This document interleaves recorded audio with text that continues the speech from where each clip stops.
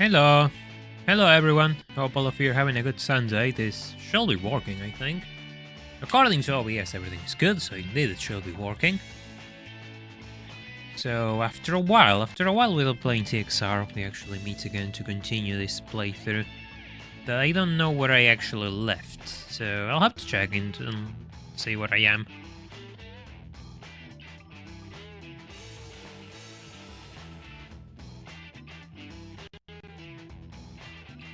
Just give me 1 second, because I forgot to tag people at Discord.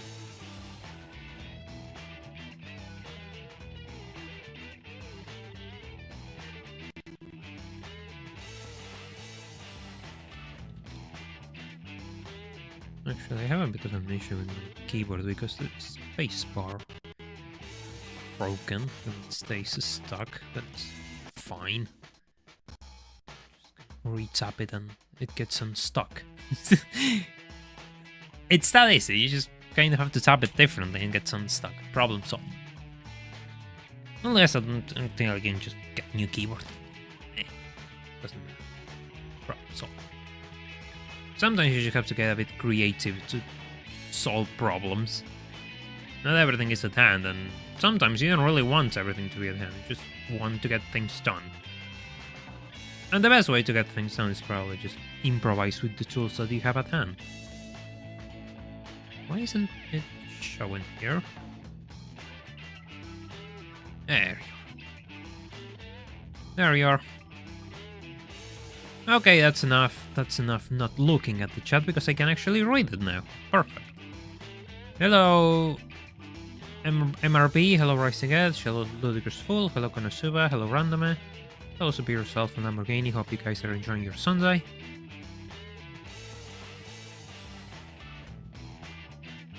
Well, that's what the hell Cold-Hearted Poison Spider name is.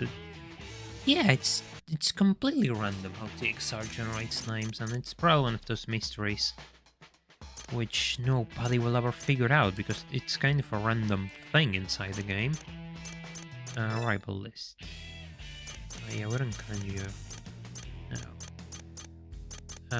Yeah, I have to beat 3 teams more before the boss of the area appears. Okay. Now I remember. No, I'm not going to change cars. That's not part of this playthrough. That will happen if you actually meet the membership goal. And I'll have to start again with Isuzu vehicles. Of course. Hey Kitty, welcome to the stream. Hope you're doing well.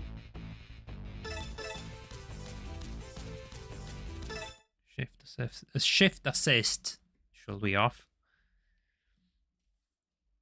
I have the right tires because I think the last race I did was training, or previous to last race was training. So I wanted to check if I actually swapped tires before I ended the last stream. Yes. No, right, it's not select, it's square. Does it matter that you start ahead? In some races it kind of does. It's always useful to do. At the point when you just have it you know, when it's an automatic thing and you don't have to really think about it, it's pretty useful to start ahead of your opponents.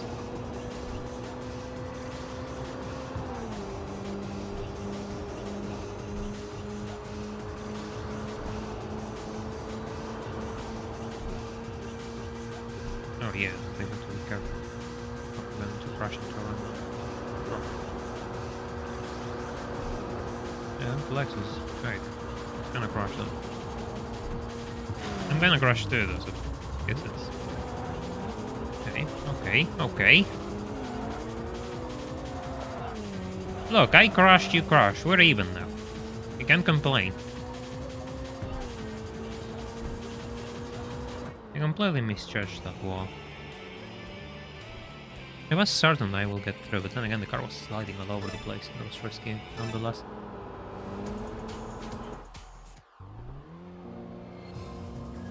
Yeah, it was a GS300, yeah. And that's a Nissan of some type, I think. It's taking off. I'm gonna struggle to keep up with it, it seems. We're reaching the stage where the Esther thing needs more upgrades, but I just don't have them at hand. Yeah, the new TXR is gonna look pretty interesting, actually. I won't say I'm excited for it, but I'm hoping that it's a good game. I will be more excited if the people that I actually message asking on their X account, which they managed the media for US English speakers, answer my messages. I just beat an Lexus, but that thing is not a Lexus. I think that's a Nissan or a Toyota. I'm actually second guessing myself. That looks like a Toyota, I guess. Mark II. Later Mark II. Oh god, I did. It's running on 4th gear. No wonder why he wasn't pulling out. He crashed out. Yeah, he crashed out. Doesn't matter anymore. Just have to start accelerating a little bit. That's all I need to do. And we're gonna be good.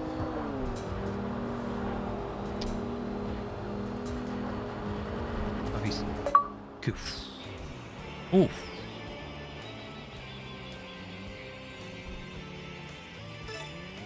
I was scared because I thought he was going to take the other exit and that would have ruined the race entirely. Good, nobody's spawning behind me.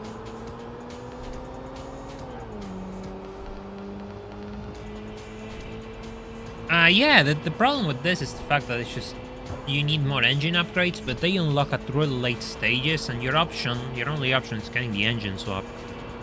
But in order to get the engine swap, you need to do a really big amount of kilometers / miles on playing, which won't happen today.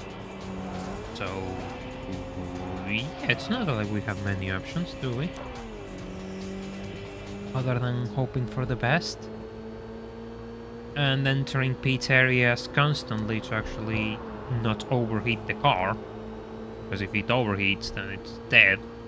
Well, it's not that it's dead, I mean you just pretty much stall, and we don't want that.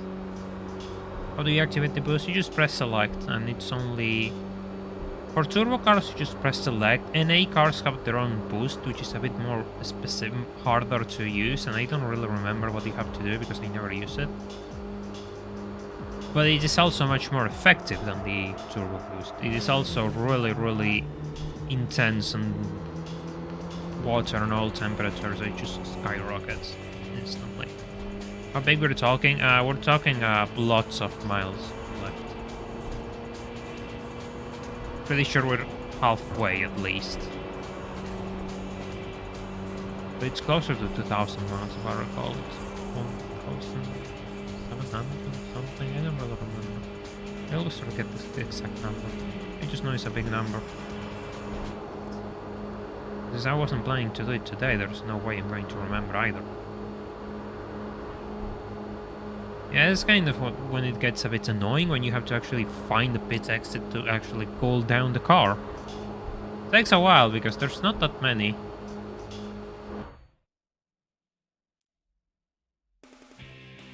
How long do you need? Let me answer this already.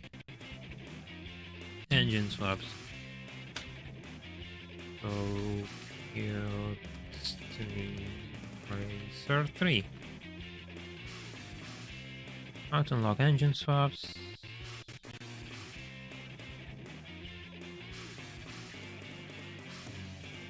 $1,242 miles, right. I always forget the exact number because it's kind of weird. I have 900 on the clock already. I mean, it's not that I couldn't do it today, it's just more the fact that doing the little trick to actually do it faster might get a bit annoying. Oh, this is gonna be tricky, the Gimbala against this thing. Those cars are really quick.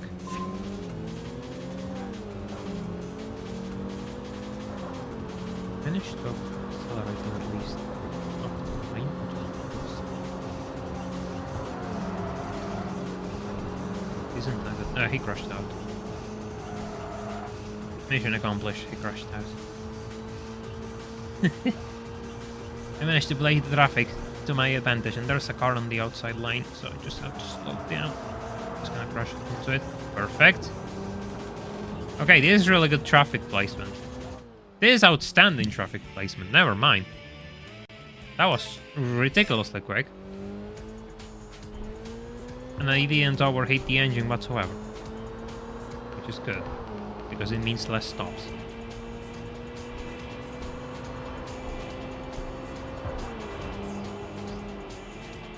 Stepping on a Lego is one of those childhood pains that I do not wish to experience again. Thank you for unlocking a memory I have forgotten.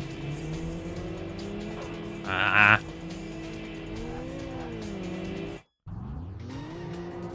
really appreciate that.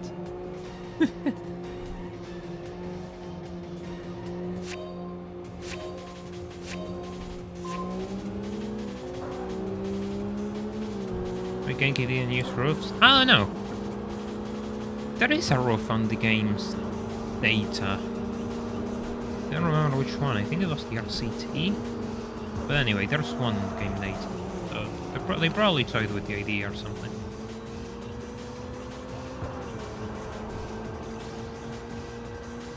Yeah, that's Mustang. The Mach 1, I think the game says it is. It's a pretty decent car, actually.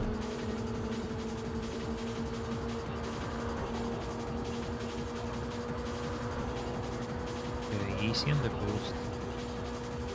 The boost is relatively far away. Yeah, good. Good. That's on my side. Nobody's coming behind me, but there is a car behind me, so it might just be better to stand a little. It's not gonna be from this crew, I think, though. Probably going to be from a different crew altogether. But I may as well wait for the guy. I mean, we're here already. There you are. In all of your light blue glory, I guess, indicator. Hey, it was part from the crew. That's pretty good. Hey, Senko, thank you so much for rejoining as a member of the Com family for 6 months already. I really appreciate that. Hello, how is you? I'm doing okay, thank you for asking. Nothing special, I spent some time outside yesterday and today I decided to go back into streaming. We're probably going to stream until the end of the month and probably tomorrow I'm going to stream something a bit different. I had this playthrough left behind for a really long time, so I really wanted to just start playing it again.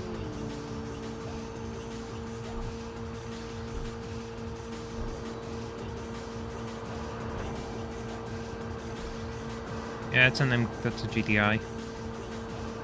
That is not a good car, but it doesn't matter if the car is good or bad. The AI will make them work. They will always get ahead of you. It doesn't matter what they're driving. Oh, it's pretty late on the brakes. Close him out. Oh, he actually crashed, I think. Yeah, he has to crash. Yeah, he crashed out. What happened to the San Andreas save? Okay, so I've been thinking about that. And I think I know what happened to the San Andreas save. Long story short, the autosave mod, for some reason, glitches out with the mission Tanker Commander. And what is the last mission I did? Well, Tanker Commander.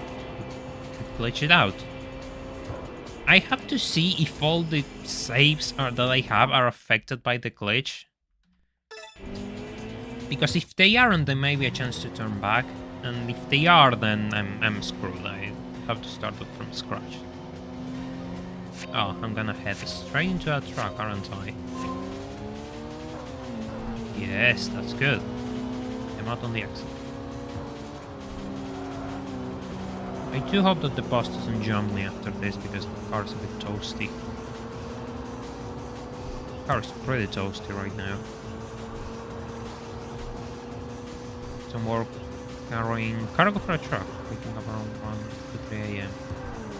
Hey, that's interesting. That's fun. Was it like a part-time thing, Kirio? Was it a favor?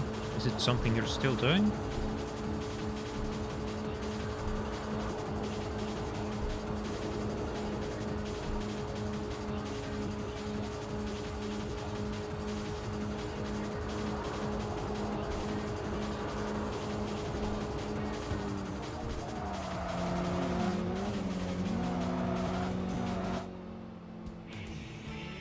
Please don't jump me. Please don't jump me. Whew.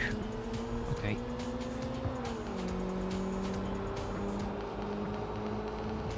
We managed to avoid losing a race. Because look at those temperatures. I wasn't going to survive the next race. Hey Ray, welcome to the stream. Hope you're doing well. Things are okay, just trying to continue TXR3 for the time being.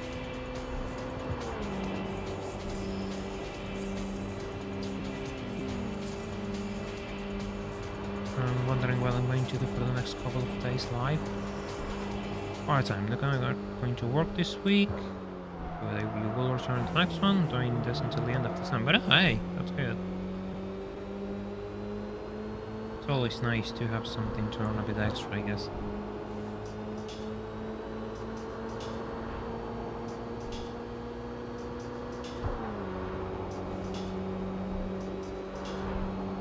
Hello, Angelo, welcome to the stream. Hope you're doing well.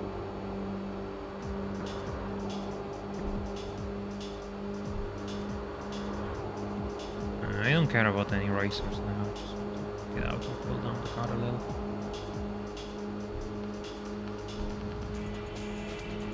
God, it's really stalling already. Hey, that's a V-Cross, by the way. I have to shorten 50 by the time it's stalling. Setting transmission. Oh. It's already maxed out.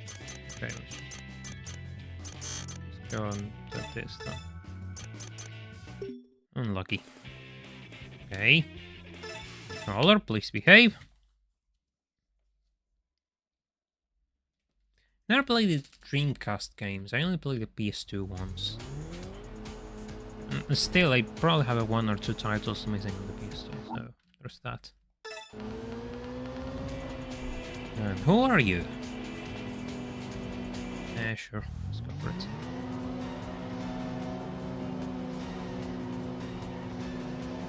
By the way, if you haven't left a like on the stream, I'll seriously appreciate it if you did, so this channel can keep reaching more people, and you know, you help me out to continue doing this for a living. Yeah, sure.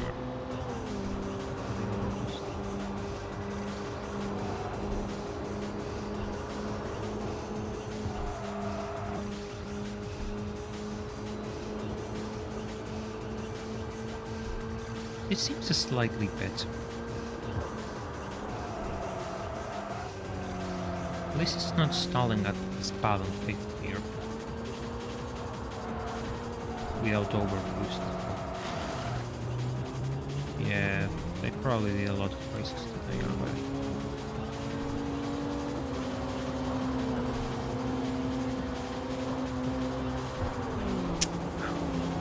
Oh, never mind, that works out for me. There's simulation for Dreamcast. I mean, that might be worth looking into, yeah. Is that a Viper? Yeah, damn, that's a Viper. This is gonna be interesting.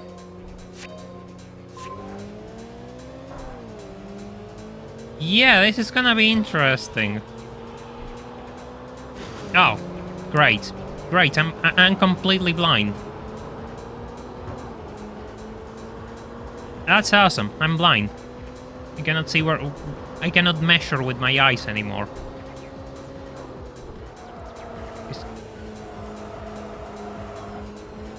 Oh.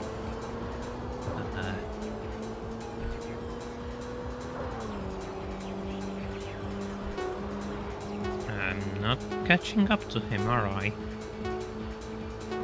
No. I'm not catching up to him. Did I? Yeah. Okay, you're good. Attempt number 2. Hitting Ridge Racer 5 with input lag. I need to play Ridge Racer, don't I?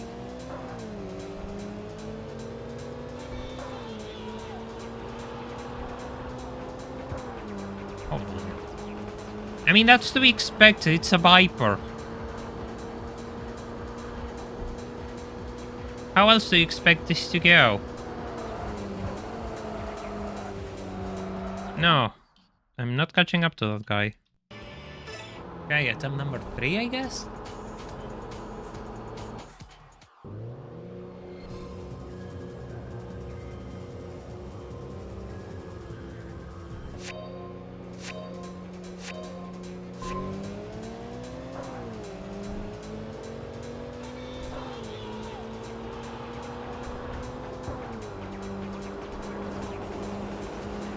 Will you stop splashing the wall, please? No. It's just really weird when you just like you're trying to move the steering, but you're going fast, so you're do it really gently, but the game doesn't respond to that. It's just really funny. But yeah, I know this is pretty arcadey in a way. That's probably why I never had an interest in trying it out. Maybe? I don't know. I know it's a pretty good racing game in itself. It doesn't really have the elements which attract me to racing games. Hey, yo. Traffic. Oh. I could have had an opportunity to overtake there. They crashed. Yeah, no, he's gone. He's gone. Completely gone. I wasn't the biggest fan of Night Runners. There are a lot of things it did right, but there are a lot of other things which did wrong, and nobody is mentioning them. I just think it tries to be too indie for its own good at times. Like, the whole race start thing, it's kind of pointless. I mean, you just have to start the race normally. It doesn't really add anything, whenever race starts is a lottery, and I have to be there for 5 times until I somehow get it right.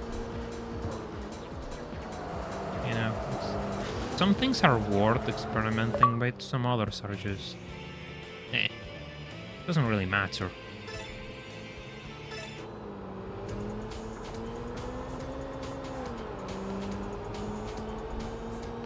Even Dirt Showdown. I never played Dirt Showdown, actually. Talking about Dirt, I actually downloaded a few of the Colin McRae games for PS2 that I haven't played in a while. So that might be worth revisiting. It would have been funny if they actually triggered the race while me stopped the race.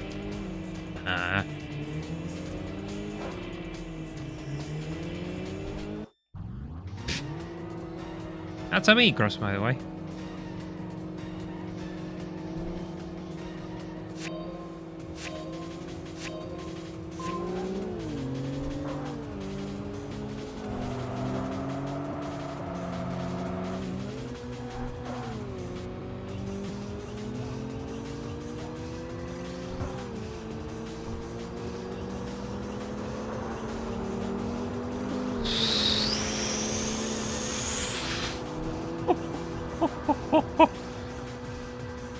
That's one way to reach top speed, sure.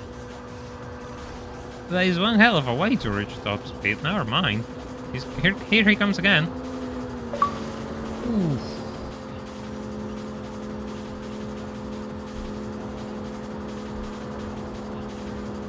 There's no point in using overboost if I'm just gonna, you know...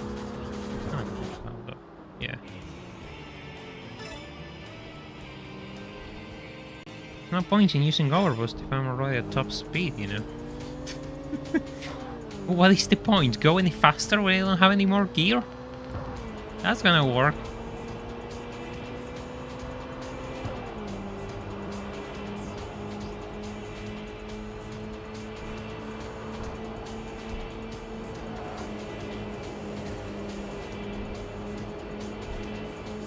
No, I don't think it's useless. I think that it has a lot of things which TXR isn't going to do because it's working with real cars, actually.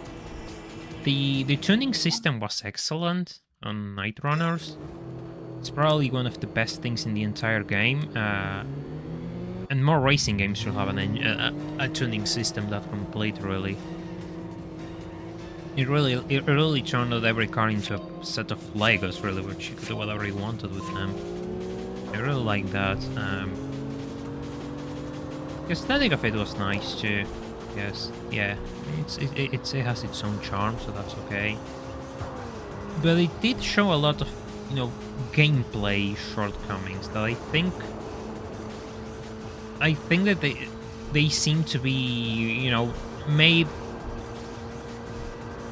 Yeah, I lost my train of thought because I was looking at that thing.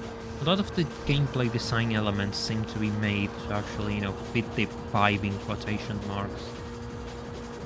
And they're not that good from a gameplay perspective, if you think about it.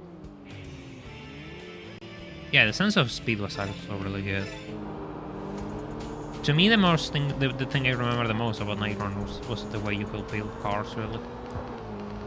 And the way you just kind of had to balance engine power output with engine wear, because the more powerful your car got, it reached a point where you just couldn't build the engine to take the higher trim upgrades. So either you had an engine which was constantly grenading itself, or you just had an engine which was slightly slower but more reliable in the long run.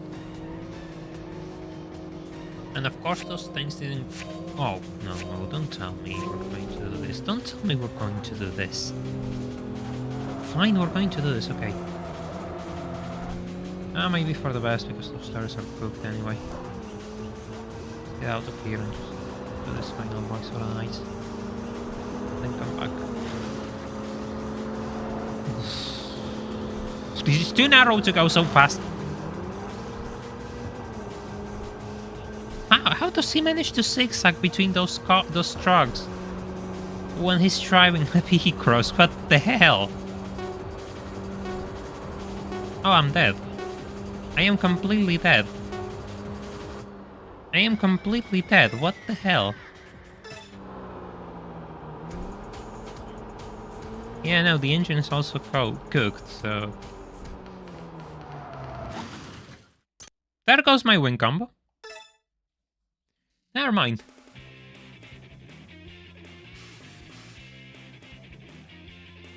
Did you use skull crowns? I'm pretty much dead at this point. Yeah, more news to date, as you said.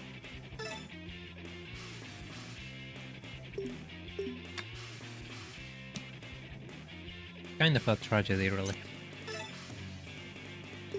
In a way, I never got it because I just couldn't afford it. Seriously, I just couldn't afford it, so I never bought the game. No, tuning. No.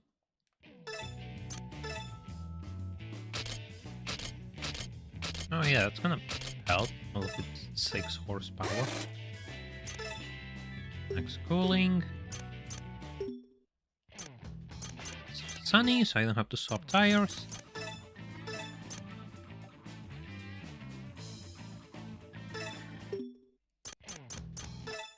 Believe me, I'm going to need that engine swap sooner than I thought. What's next?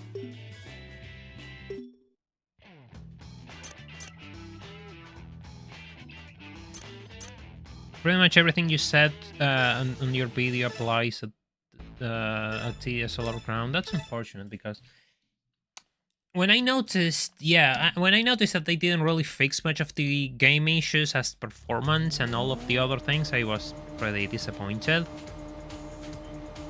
Because yeah, the other changes seem pretty, but you know, that's the core. If you can't play it, then none of the other things that you do really matter, do they? Also, hello, Subhunter. Thank you so much for the super chat. I really appreciate it. The man's streaming TXR again. Cheers. Yeah, I'm streaming TXR 3. We have to see how far we can get, really. I seriously appreciate your donation. That's a lot. It really helps out the channel because every little thing matters at the end of the month. So I seriously appreciate that. Seriously appreciate any sort of donation, really.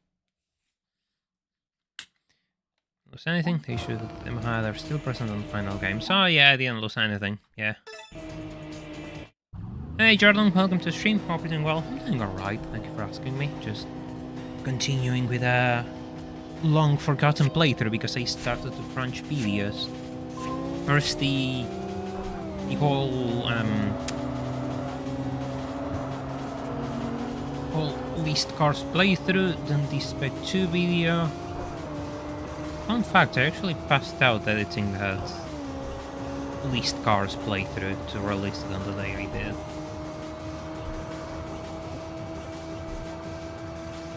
I do push myself to get things done, you know? You don't say that, but I seriously do.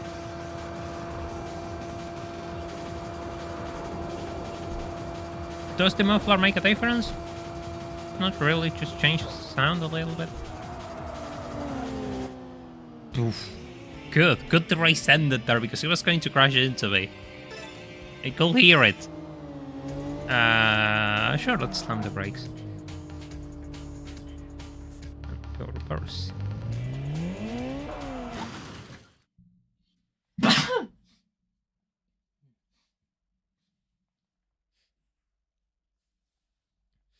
Okay, that happened. Sorry over that.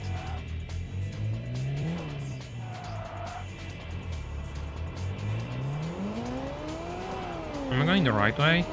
No,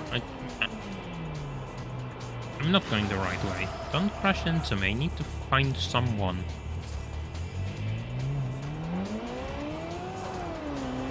Coming back for you. I'm not gonna wait until you come to me. I'm gonna go and find you. Do you think just doing that to me is free? Do you think what you just did to me is free? That I'm not going to take revenge on you? Well, you're sorely mistaken. You're sorely mistaken. Will you just go in a straight line? I will appreciate if you could go in a straight line.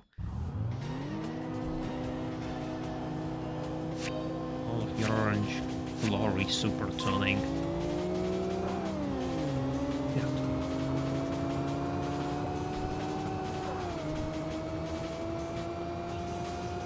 In a way, I was expecting Solar Crown to be, you know, good. Or at least good enough to the point where the public beta they release will actually serve some sort of purpose. So it not being, you know, somewhat decent at day one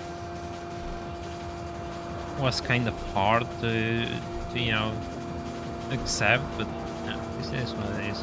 These things happen all the time. My god, he's going sideways! What are you doing? What are you doing? You absolute psychopath! Hey Randomax, welcome to the stream. Hope you're doing well. I'm gonna get jumped now. Still one guy left, and I think after I take out this guy, it's gonna be the area boss, and then the crew boss, and then the area boss. Wait, no. It's gonna take too long if I actually go the long way around, because I just went past it. So gonna go the wrong way around. Faster.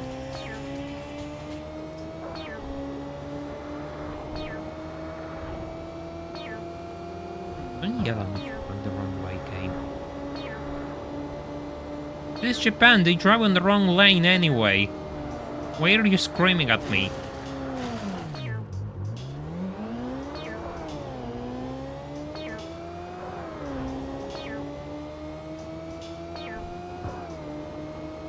Here. I think I was reading before the stream. Yeah, sure. Yes. Things I was reading before the stream. I was reading a little bit about the new Ferrari, the F80. Complete. Yes, the next one is going to be the boss, and then it's going to come to the boss area. Area boss, or however you say it.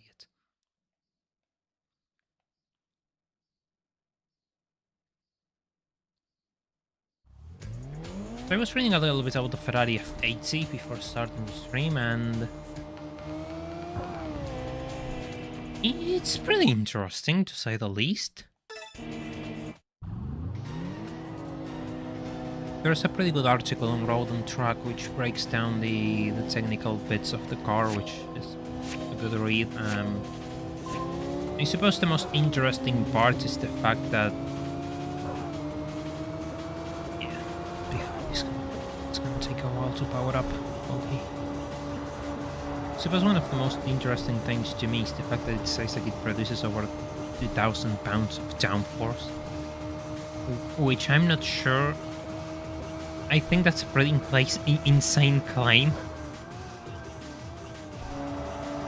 And as always, in true Ferrari fashion, they are all sold already. So if you wanted one, if you had the 3 million euros they are asking for one without options, then you're out of luck, because there's no more allocations. They have all been sold out. Did I say before starting this? Oh, what's up? The stomach. Didn't know the stomachs were green.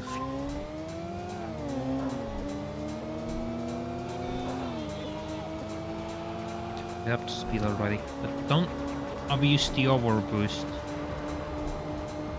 Don't abuse the overboost, because if I cook the car, it's gonna be pretty bad for the area boss, because it's clearly much better than this thing.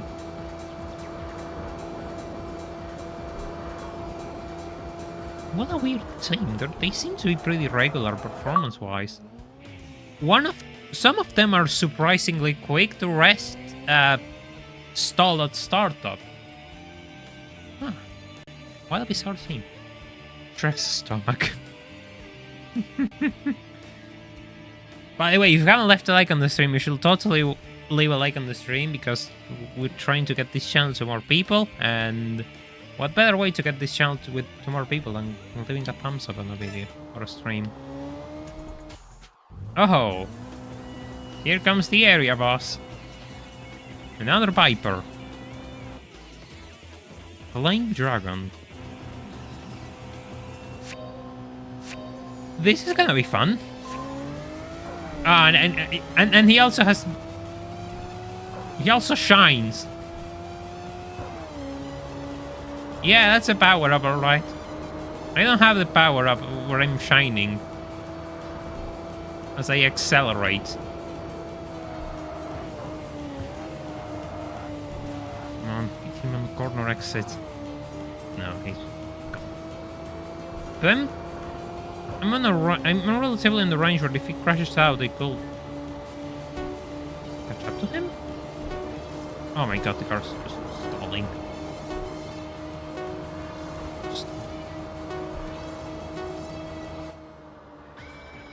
Attempt number 2. Attempt number 2. Get used to it. We're going to see the intro a couple of times, I think. Flying Dragon. Oh. Yeah, there's a few interesting cars in this game which are new, Japanese. The Vipers in the game, there are a couple of Corvettes. Yeah, I don't want to sneeze again, please. Hey Drydogs, welcome to the stream, hope you're doing well.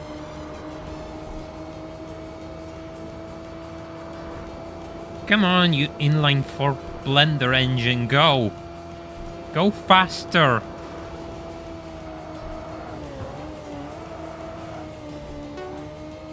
I'm dead.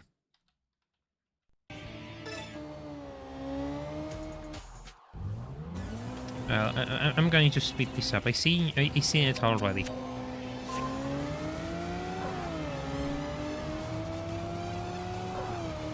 Yeah, Honda's being missing is probably one of the most tragic side effects of them using real cars.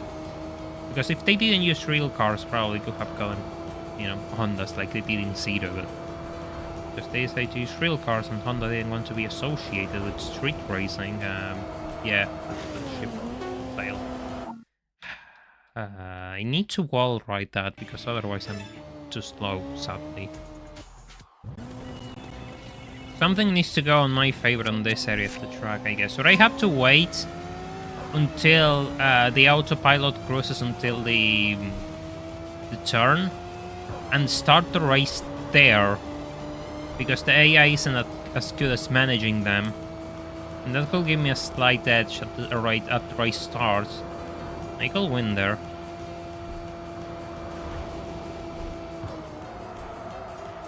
Yeah, I'm not winning there. Yeah, we're gonna do this. We're gonna speed things up, and whenever I get closer to the turn, I'm gonna start there. So we're gonna speed this up a little bit.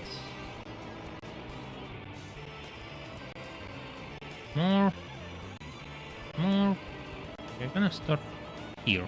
See what happens.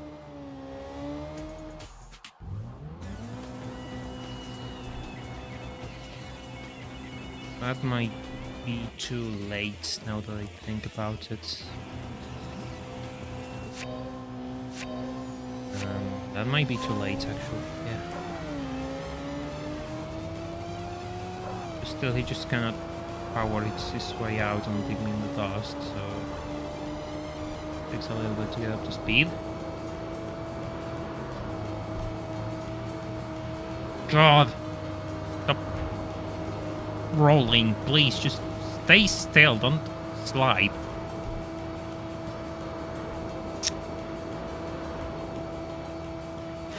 Ah, well, great.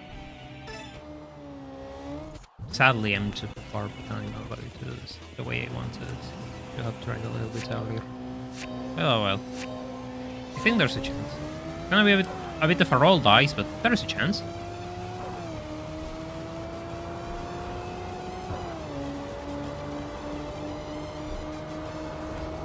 He crashed again. Now I can go through here because I know he crashes. No! No! No! He's gone. There's no slipstream for me.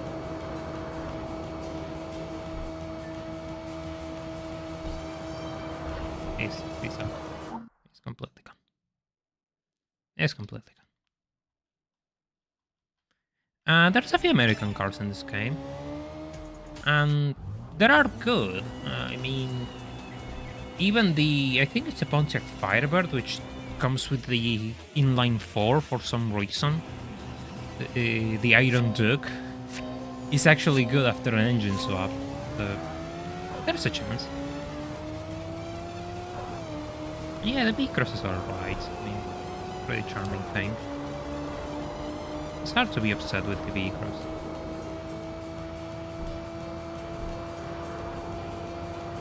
Redlining the blender. Gonna be the best smoothie you ever had.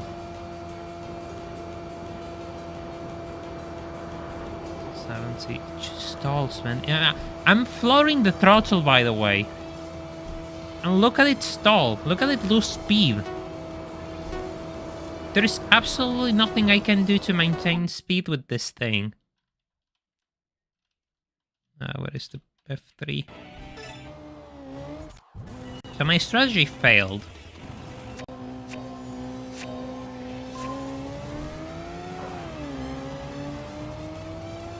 You ain't gonna get much better than this because the car isn't warm at all. So this is pretty much ideal conditions for me. Maybe if it was raining I will have better chances because it struggled to put the support down a little bit more. But he recovers so well after that accident that... yeah. He recovers way too well after that accident. Maybe it's time to get a new car, but on the title it says S13. And we're getting closer to the engine swaps, so... we're 300 miles off for the engine swaps. Still have 300 miles for engine swap. Yeah, maybe. Maybe it's the time. I don't know.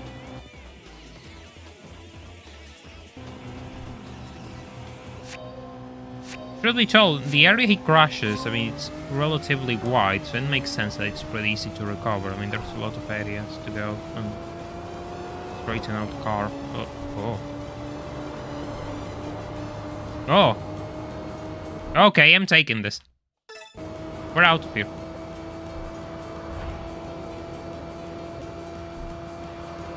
Okay, just let off the overboost for a little bit. It's gonna come flying past me now.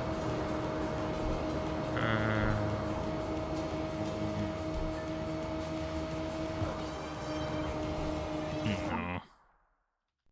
That was optimistic, I guess. First to this line. And when he comes, I'm gonna try to let him... He crashed into something. He 100% crashed into something there. Well, never mind. That was a bit anticlimactic. But hey, it's done. Well, it'll be nice if I don't have to race someone else again. Knowing my luck, I'll probably have to race someone else again. No, we're good.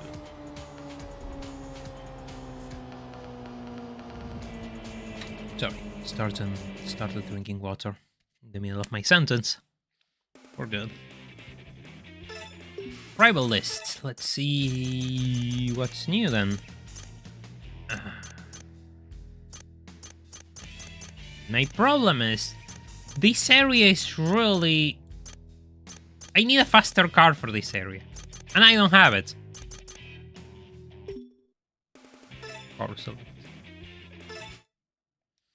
Yeah, there's a lot of Japanese enthusiasts who actually value left-hand cars in the same way that Westerners value right-hand drive cars.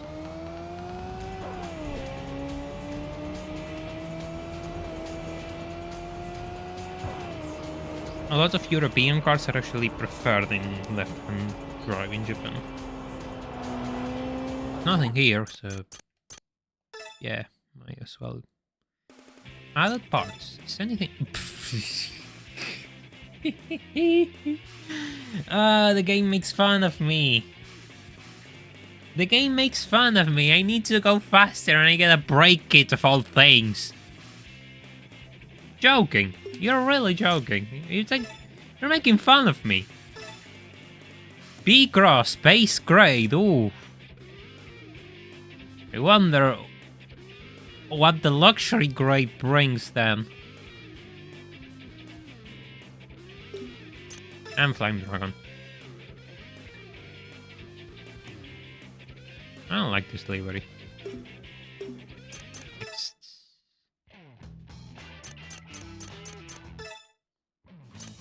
It's raining, so maybe I can use that to my advantage.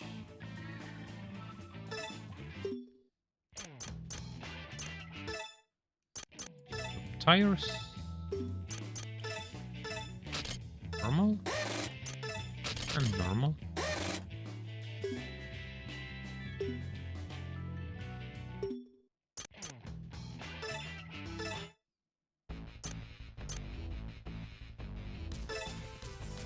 No.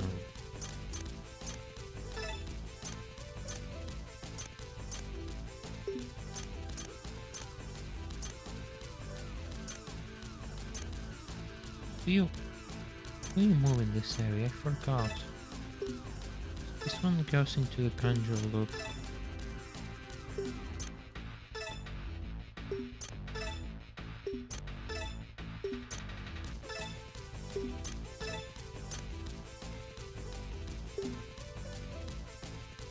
No, HD tires are the worst for both purposes. They're worse than normal in rain and they're worse than slicks on tarmac and dry tarmac.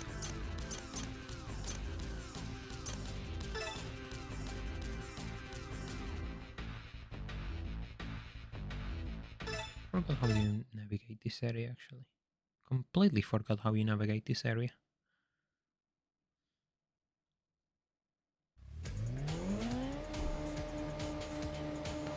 This is straight away the area, so it's gonna be...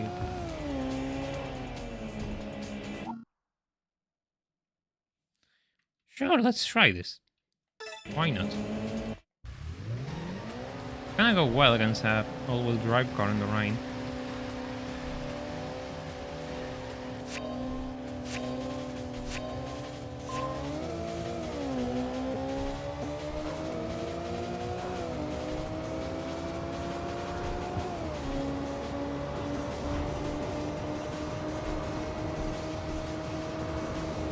Yeah, but Jay and the Four Dragons, I ain't gonna do that anytime soon. damn it, I'll have the engine swap. This car will have much better performance, but yeah, it's never easy. Yeah, the 4 boss battles in a row are pretty hard. Sorry, the mic.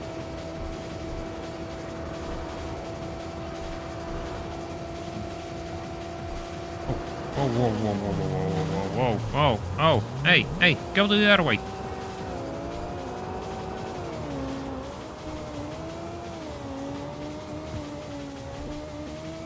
Completely forgot about that exit. My god. I completely forgot about that exit. By the way, if you haven't left a like on this channel, I will seriously appreciate it if you did, so this channel can keep on growing and more people get to see this sort of thing.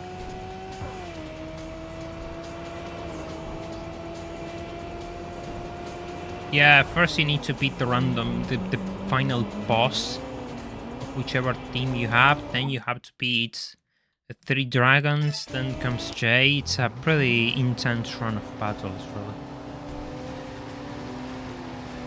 Your car's going to be a mess. Yeah, exactly.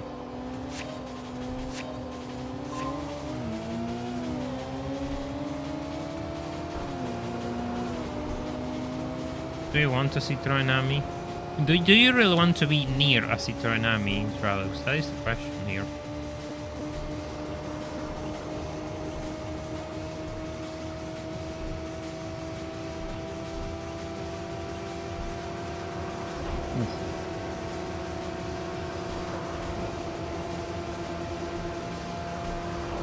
Let me tell you, it's kind of hard to spot those plants in the middle of the dark.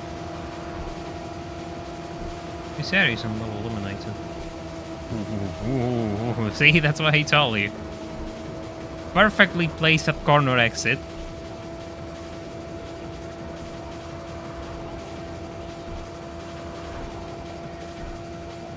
The corner. According to the map.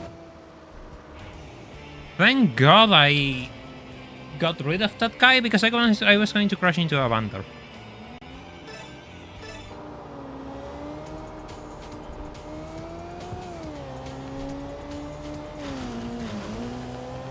Now, talking about Citroën, Stellantis is deciding to cut off production of their ICEs. I mean, it's reducing the shifts of production of their cars to build less of them and see if they can actually avoid getting slapped with ICE, you know, because they crossed the CO2 limit. Because their fleet is produces too much CO2 and they're going to cut off some of their cars in Europe to avoid that. So there are going to be less units of those.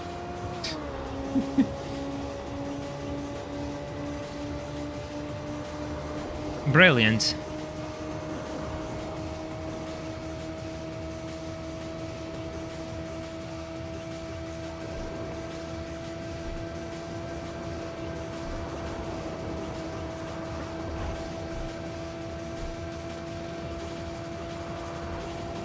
I think it crashed them. Let me tell you, there's something kind of cool about not knowing where you are and still going crazy fast. It's a pretty amusing feeling.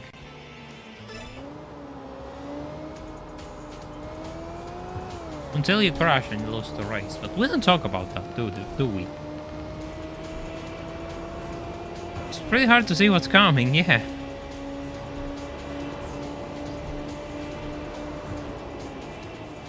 It's pretty amusing. It's pretty amusing.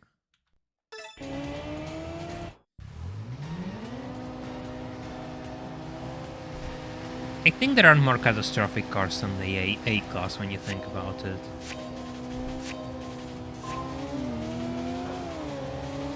I mean, for example, we had those GM built diesels, which they just converted petrol engines into diesel.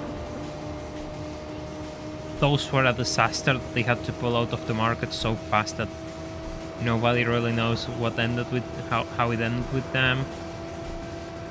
Then you had I don't see where I'm going.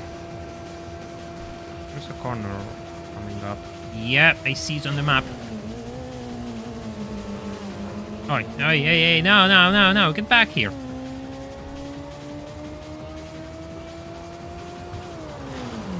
Never mind.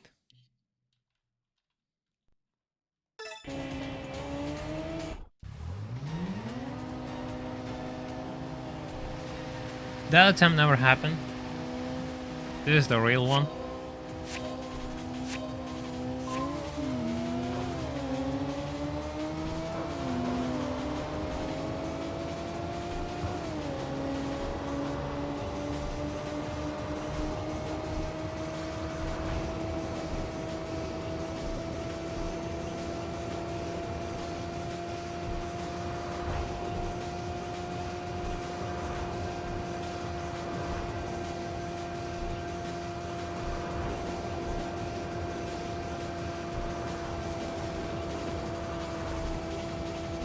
There are also cases, I mean, then you had one, I think it was called the Citroen GS. When Citroen decided to make a rotary engine in the 1970s, being one of those brands which thought, oh yeah, because here's the thing, right? A lot of brands bought the patent to actually build rotary engines. Not many of them ended up using those patents. And one of the few brands which ended up using it was Citroen, and they decided to build a two-rotor rotary engine version of the GS, right?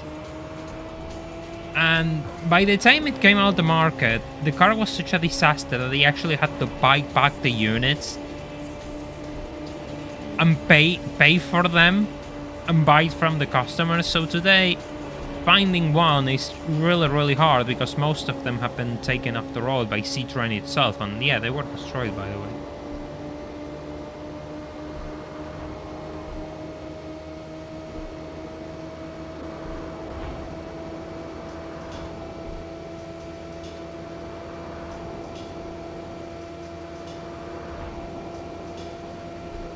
The V-rotor, yes, GSP rotor.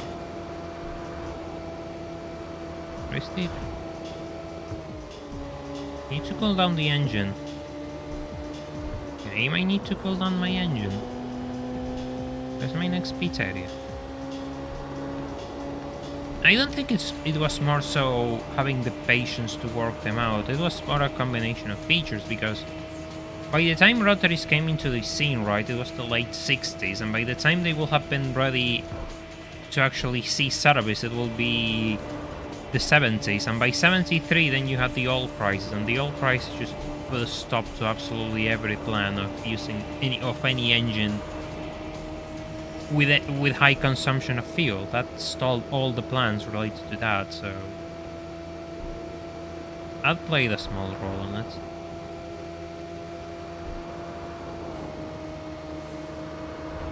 It's funny because Citroen also has Citroen decided to build a car for Group B, which I cannot remember the name right now. But the thing is, it was one of those cars which was also so disastrous that they decided to buy them back from the customers and destroy them, so there's very few in existence today.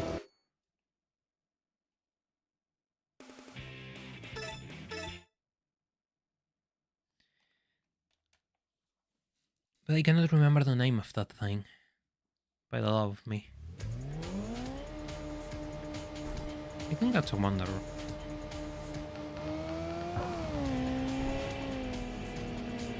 I don't think it's gonna accept my challenge. I think there's something else to actually accept. And I don't have it, I didn't do it. Yeah, whatever. I think it's a plate. Yeah, in a way that's kind of the thing about technology. It just has to evolve to continue giving us what we want.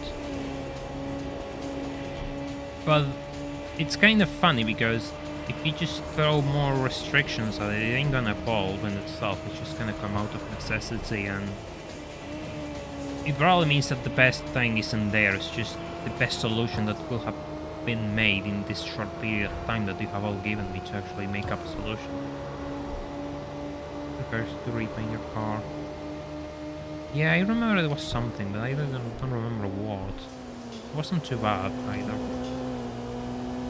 But yeah, I cannot repaint my car right now, so...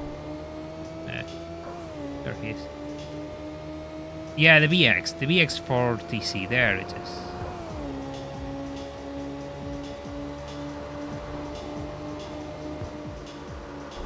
Yeah, talking about range extenders, the SUV brand Scout, well, it's not... Scout wasn't the brand, Scout was the model range. It's making a comeback and it's being funded by Volkswagen right now, and they announced a line of electric SUVs and trucks with a small petrol engine as a range extender. A lot of people seem pretty hyped about those. I don't really know the story of Scout well enough. But I've seen a lot of people be pretty excited about it. I mean, I personally, since it's an EV, I just don't care less. Just, oh, yeah, sure. Fair enough, I guess. That's what you like, that's what you like. Like, sure, someone like it. God, I don't know if I'm going to crash or the guy behind me is going to push me off. I have options. Options are always good. Here. He ended up behind the SUV. The Hayase.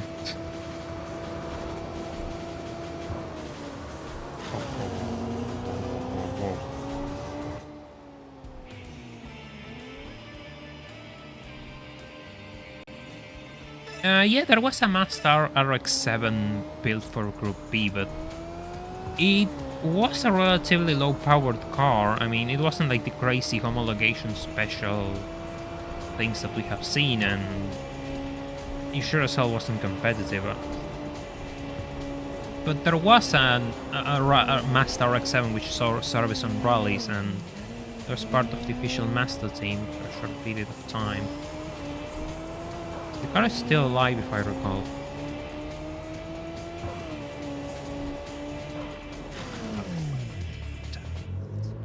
Whatever.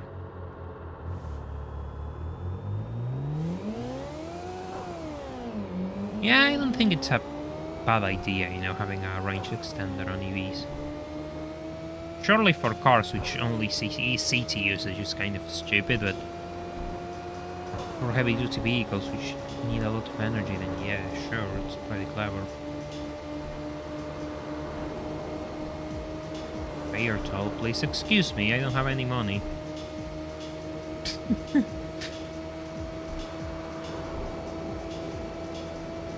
I'd rather pay the fine. I don't care that it's more and it makes no financial sense.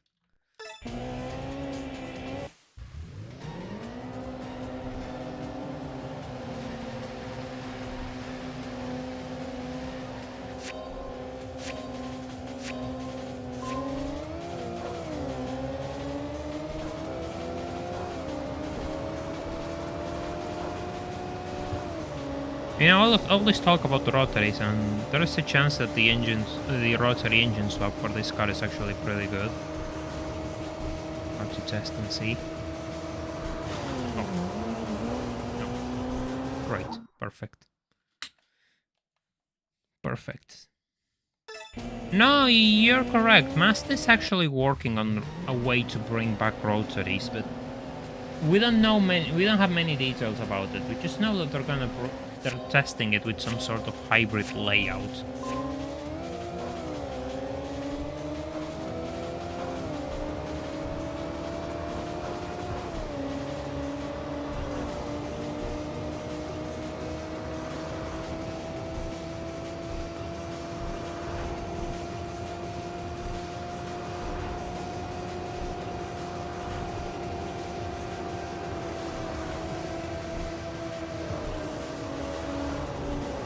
He's completely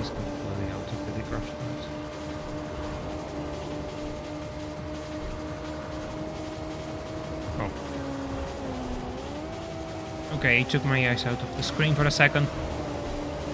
Oh no, get out of here.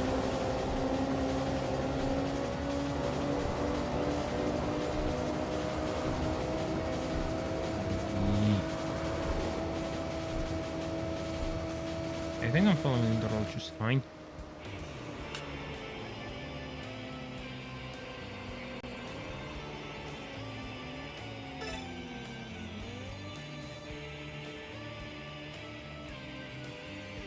Just should soil everywhere, loses compression quickly. And has no compression rate to begin with. Yeah, those are 3 pretty big roadblocks for a rotary engine, isn't it? Especially, you know, a range extender is kind of... It's the sort of thing which a diesel engine will do pretty well. That's why, you know, diesel engines are used for generators and the like. Which are all the things which the rotary lacks. So I don't know what's their plan. But then again, it is Mazda. They actually made it work. Well, no one else could, so I don't know. There's chances there. The odds are really slim, but... You know, if you want to gamble, if you're lucky. So place your bets. See what happens in the end. Oh, that's a very appreciated push. I'd appreciate if you could actually break away from me.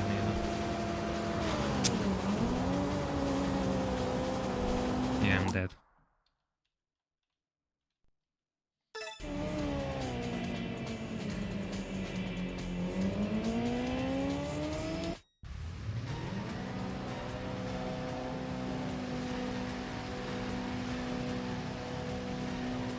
Talking about hydrogen, I actually spotted a insane amount of hybrid... an insane amount of hybrid Toyota RAV4s yesterday. I saw like 4 on a single block. Whenever I see hydrogen, I just think BMW and Toyota for some reason. But especially Toyota.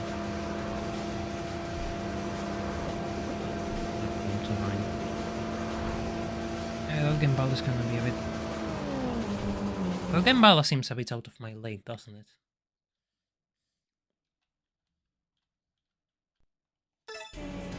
Yeah, I think this guy's a bit out of my league on this area. Rough feeling. Yeah, it's kind of a rough feeling when you have to give up your race efforts. Yeah. I don't want to sneeze again.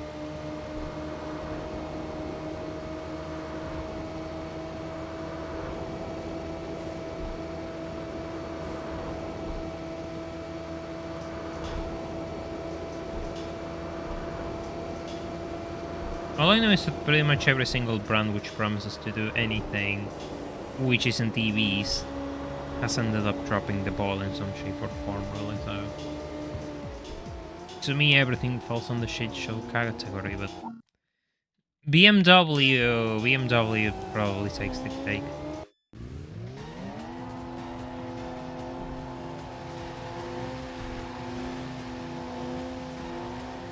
Those are some weird headlights on your R32, let me tell you.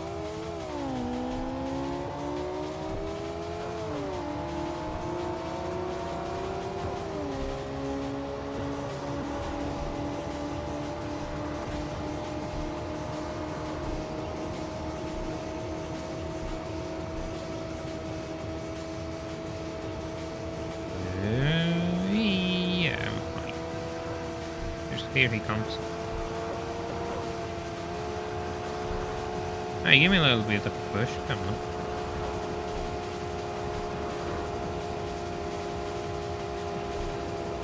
Oh no. Oh no.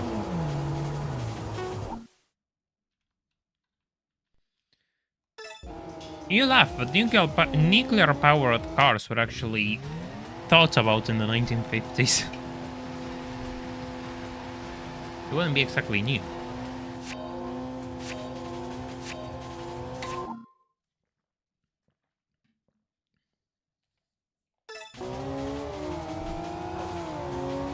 Oh yeah, when I went to a car show a few weeks ago, I actually saw the first i8 with my own eyes. It's a relatively pretty car. It wasn't a pretty dull color though, so it kind of worked against it, to be fair.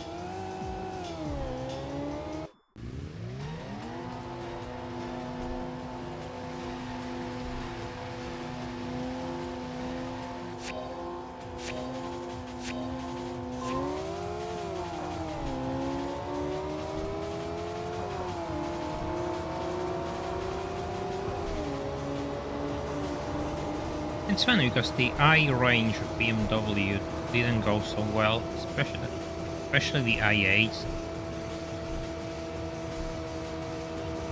They were too expensive to build, people didn't buy them. They got pretty bad reviews if I recall. So all in all, for them, it was kind of a wasted opportunity, isn't it? Like a base way to care for this planet. I mean, the whole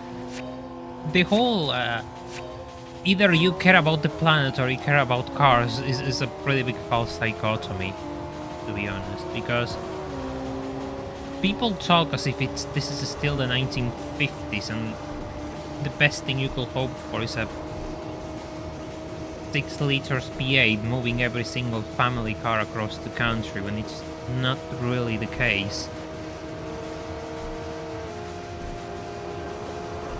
Things have improved so much in the last years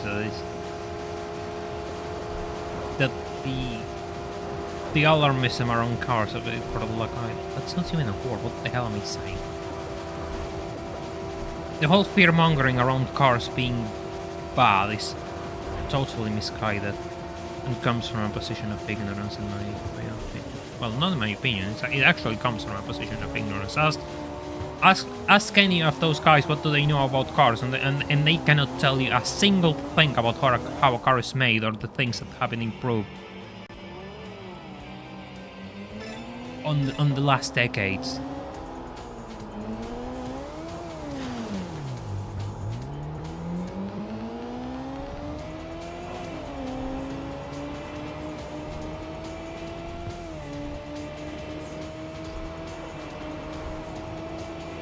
As a whole, I mean, to me the debate is kind of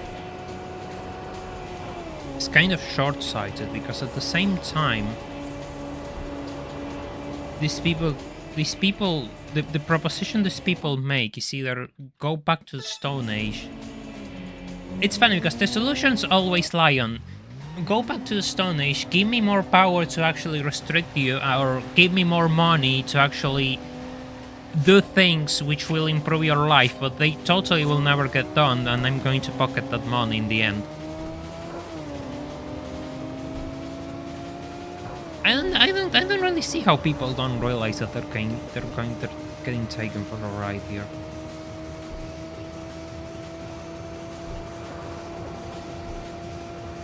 Absolutely nothing that comes out of those people's mouths shall be taken seriously.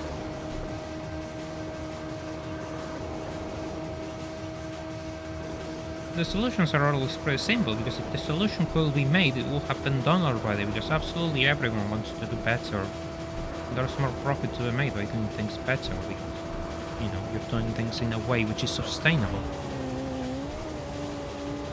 There's no profit to be made if I sell wood and burn the entire forest down afterwards.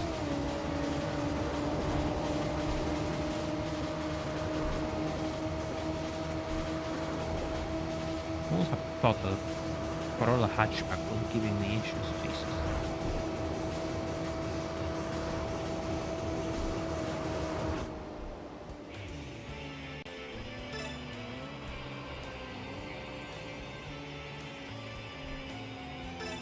Yeah, that's also part of the problem.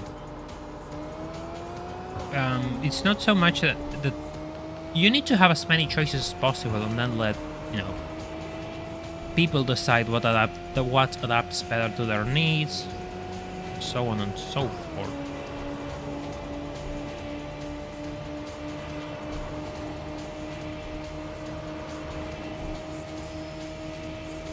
It's funny because now the EU has is kind of forced to backtrack on their car ban, and they're saying now it's 2035, guys. It's totally going to happen on 2035. And what's going to happen in 5 years when it's 2030? What's gonna happen is, oh no, we are not ready. We have to backtrack another 5 years more. So stupid.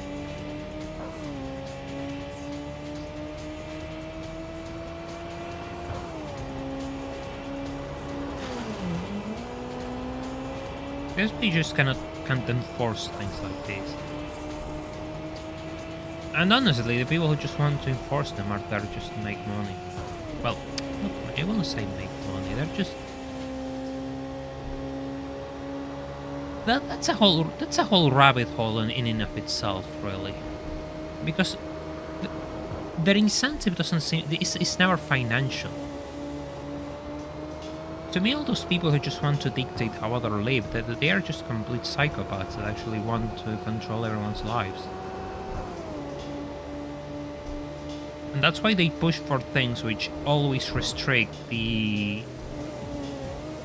always restrict your ability to do things.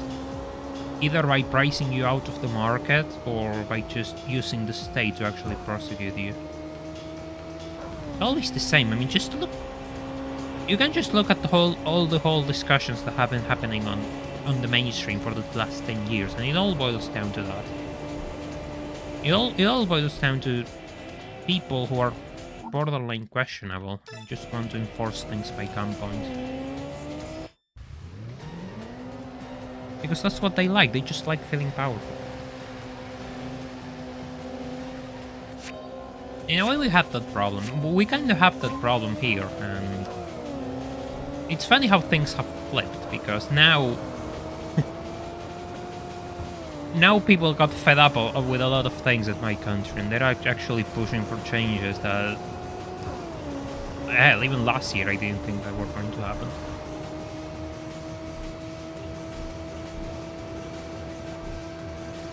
Yeah, synthetic oil is going to be expensive, but if more ways to actually develop it are figured out, economy of scales will do their thing, and given fuel is something which you actually want to sell to as many people as possible, given how many cars there are in the world, given how many vehicles there are in the world. That's an interesting proposition, but the process to make synthetic fuel has existed actually for a really long time. I'm not sure if you know, but Germany during the Second World War had parts of its oil production was made out of making synthetic oil out of coal and other things. It was a pretty complicated process, and they couldn't make much, but they could make enough fuel to actually be a part of their fuel supply for some time. So it's not exactly a new thing, crazy as it sounds. Because if you're wondering what am I doing, I'm actually trying to put as many miles on the car as possible, actually. I think that's going to be my best option as we speak. Move? Please? I'm just gonna do a couple races more, and then we're probably going to move into... Nagoya will be a pretty good... No, this is Nagoya. Osaka I have to go, because there are all the first stage teams that might be easier, because all of these are second stage teams. You know, the first area which you unlock and then you unlock the whole map? Well, that's what I mean.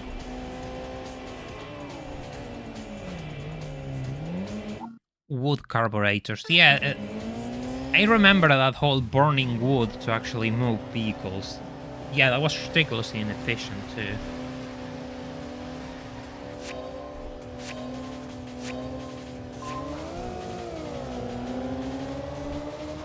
To me, it's pretty funny whenever you start looking at things which sound new and revolutionary. How often does it turn that they are, you know, they have been done before, just on a different scale and with a different approach.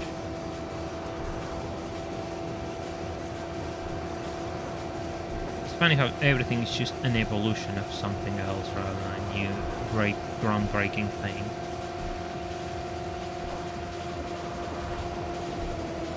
information is already there. It's just a matter of using it, I guess.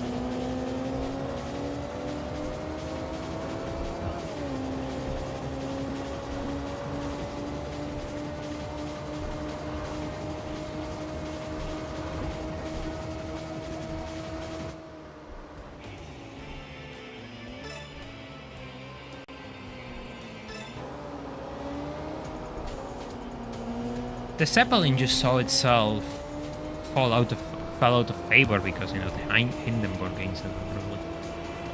Or so is, you know, the mainstream line. I don't really know enough about Zeppelins to actually tell you.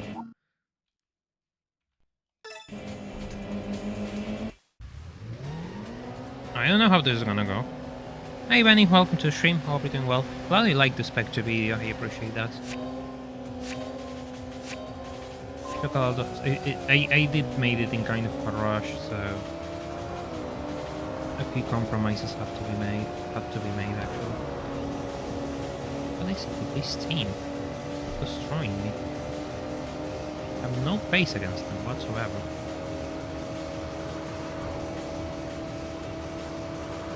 Yeah, I don't know what I'm doing against this team.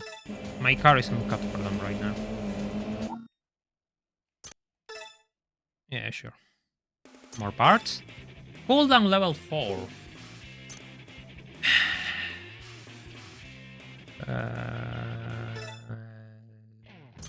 Sure, it's useful. Will be worst. Will be brakes level 5.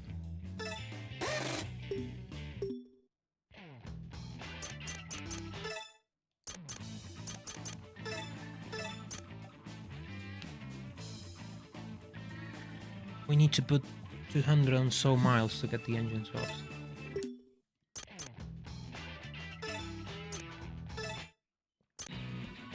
Well, look at that, it's raining in Osaka. That works in my favor.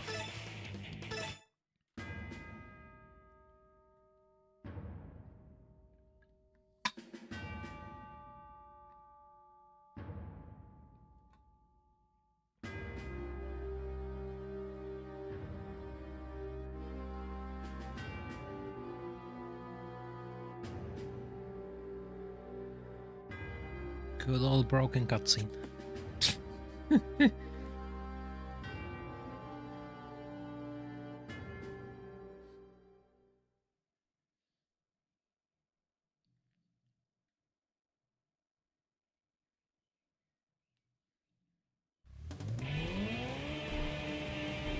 thing is, I didn't change the tires because it is also I'm chasing the rains, it seems. A million credits. If only it was so easy in real life. Yeah, I just keep silent for those cutscenes because they are absolute golden and they do not deserve to be missed.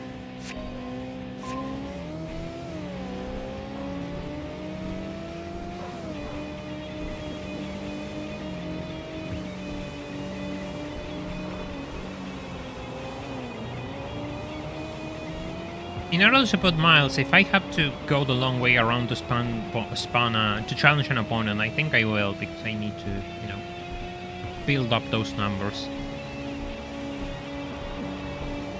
It might take longer, but it's gonna be better for me in the long run, so I don't have to keep grinding miles. I just do something while grinding miles per 7. Power is what if power is what destroys power, it's such a stupid line. What the hell? Even I managed to speak better than this game. But that doesn't say much, the bar is pretty low.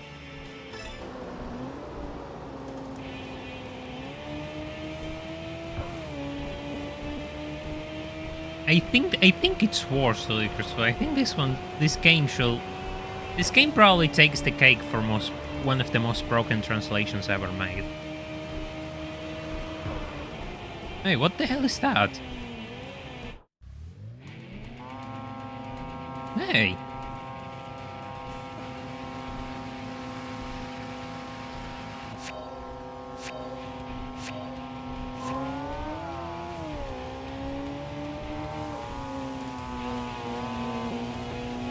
Sure, RX-7. Oh, he cannot put the power down. It's sliding all over the track.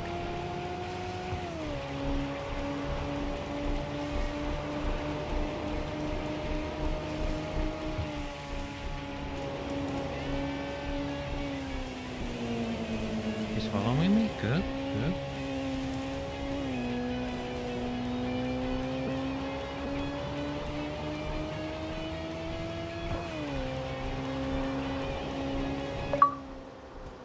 One of the things I have to do is actually follow New Vegas playthrough, because a lot of people say that game is good, and I never played it.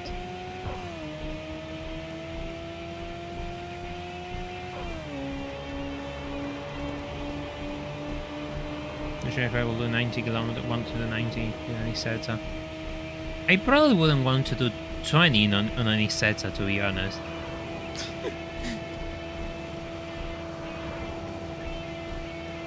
For me, out of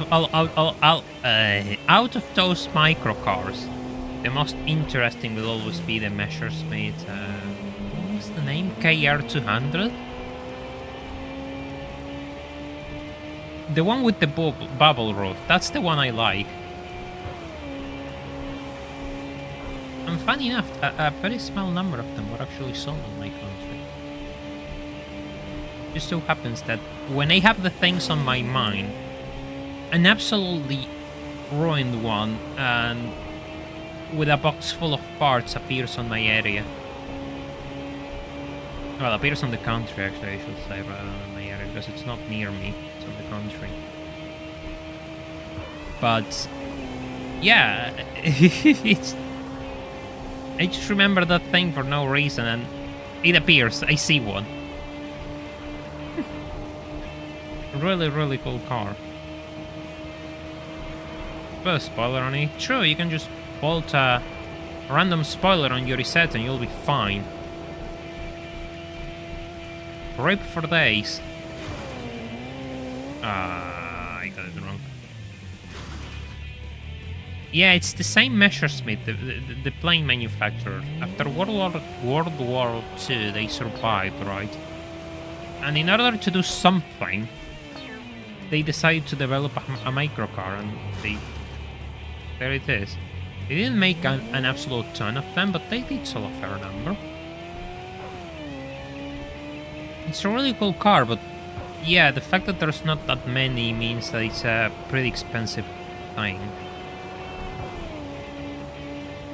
And it also has a cool factor which other cars don't have with its bubble roof, so yeah.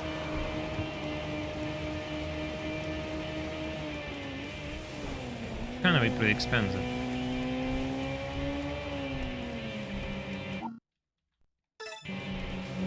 Is it a Wanderer? No? There's not a Wanderer. I don't remember this team. Millennium 2000. God, that has such a...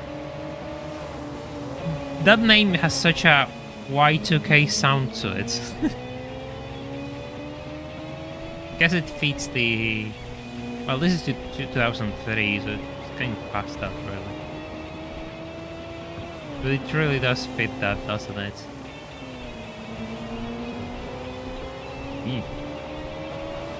Yeah, things starting to build up some speed. And I'm not.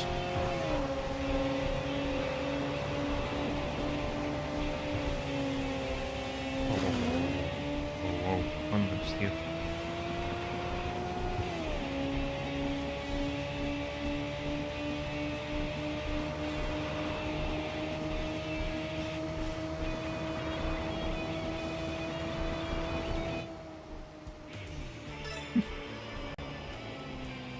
Yeah, pretty much superior self. It's the ultimate.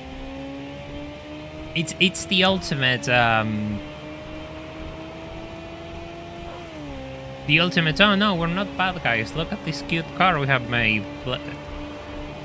Maneuver. It's always the same. Let's wash the brand name and make a cute car.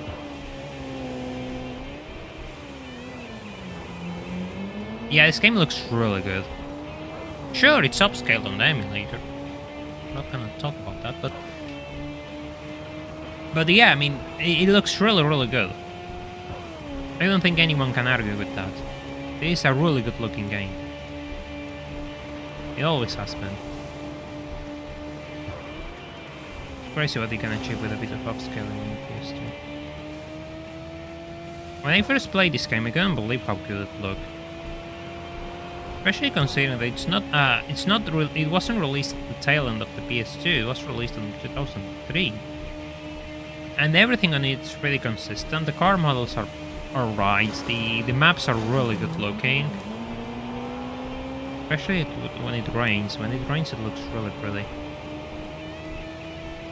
1,000 kilometers! We only need to do 242 more.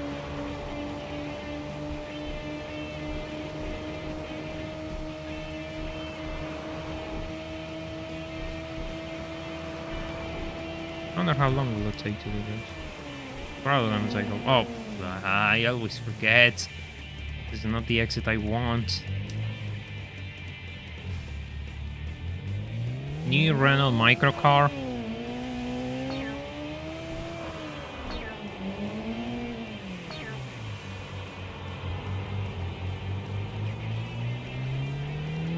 I don't know, I'm just not interested. It's hard for me to be interested in anything new. Most cars just don't do it for me because they're not even cars at this point. Yeah, truly, because well, there's a lot of popping, and the faster you go, the more obvious it becomes. That's true. But that becomes more of a gameplay issue. Because it also applies to traffic cars, so you're trying to see where the traffic is and it suddenly pops in front of you. That's not fun.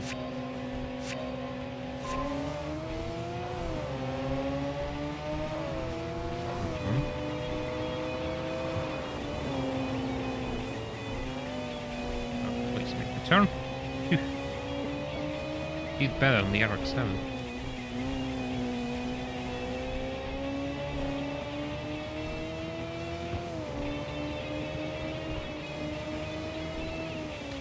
Yeah, I think the PS2 didn't really have much memory. No, it's not Tesla's fault, it's regulation's fault. The car industry is so hyper-regulated that the only options that you have is either A, play it safe, or B, just, you know, wait for the inevitable. I think a lot of people just want to find someone to put all their blame and anger towards, and in reality Tesla is just another brand offering another option for people. It's not the be-all end-all of the car industry. They themselves have said that they're not interested in building cars, that they're more interested in building the self-driving technology as well, so it's not exactly Tesla's fault, it's more so a general trend thing where humans have been going.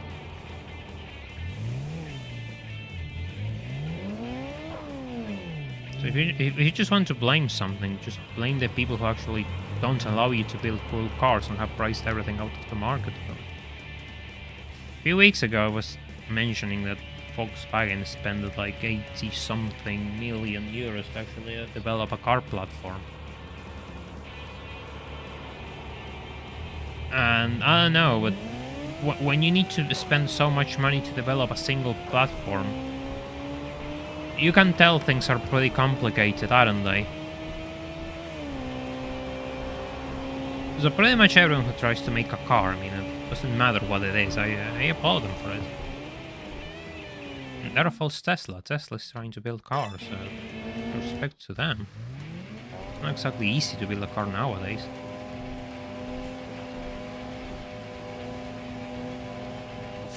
Executives are my little blame. No, I didn't say that. I said that restrictions are a problem. Governments play restrictions, not executives. Again, just trying to put the blame in companies isn't the problem. The problem is governments. The problem is always governments and regulations. Companies are just people. When people blame companies, what they mean is just they're just blaming a consequence rather than the actual symptom. They're just trying to cure What's the saying? God damn it, I got lost on my thoughts. Companies are just a response to the things government said. The rules are set by the government. So if I make a really complex set of regulations that almost nobody can follow, and it's prohibitively expensive to actually build cars, what you have created is a situation where absolutely nobody's going to do anything different. They're all going to do the same because they have to play it safe.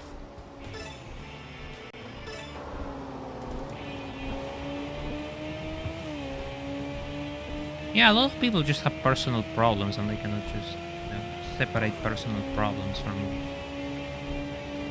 the reality of the car world.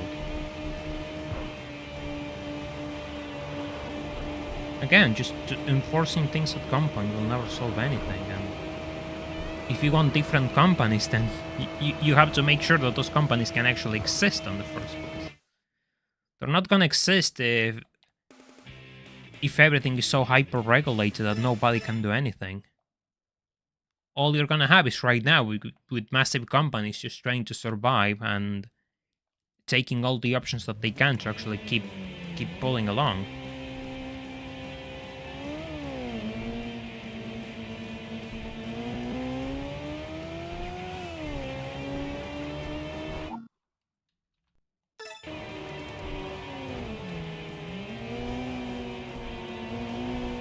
Kind of have the same color.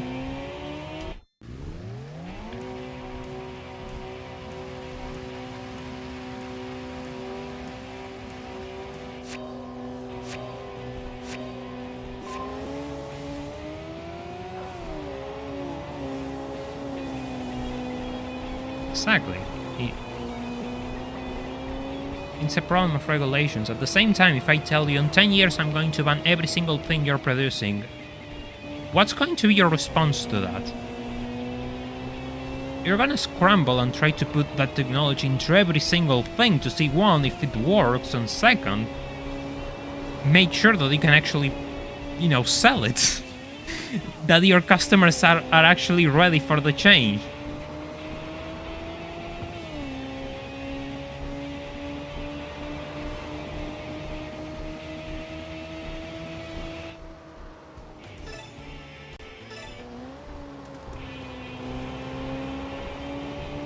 From what we know, EVs were on the baby steps, and in came governments and said, okay, in 10 years you're going to build only these things, and I'm going to actually fine you for building cars the old way until that 10-year cycle arrives.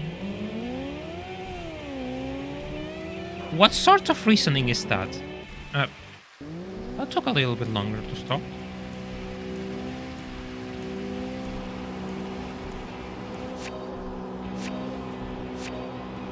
I don't really like the color on that 500e, but I sure as hell like the 500e.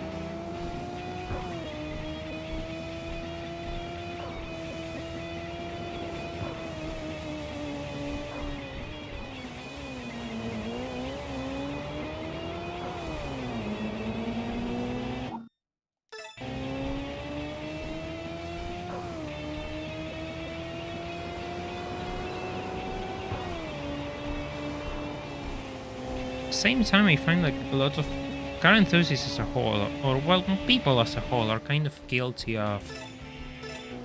They just fall on the Nirvana fallacy constantly. And what does that mean? Well, instead of thinking of practical solutions, they actually... Their solution is always going for the absolute perfect. And... yeah, of course, every single rational solution with the tools that are available to me will look bad against the perfect ideal, But a lot of people who take decisions actually use that Nirvana fallacy to make their own rulings. And what you have is situations like that, like, just enforcing an entire industry to change their ways in 10 years and then just telling them, oh, by the way, if you don't meet these requirements until those 10 years, I'm fining you.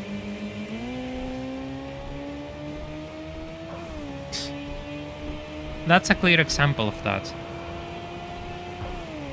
Just really stupid.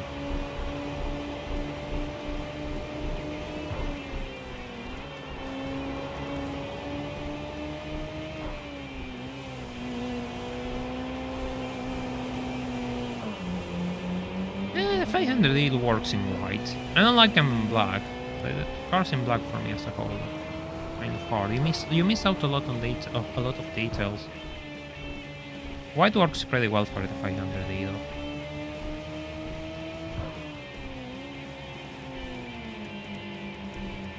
R34.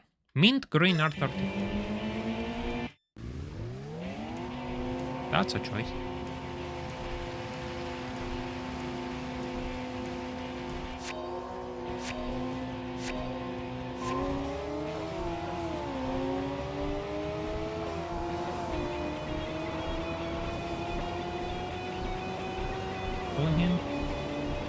Hey, Holy, thank you so much for gifting 5 memberships to the channel. I really appreciate that.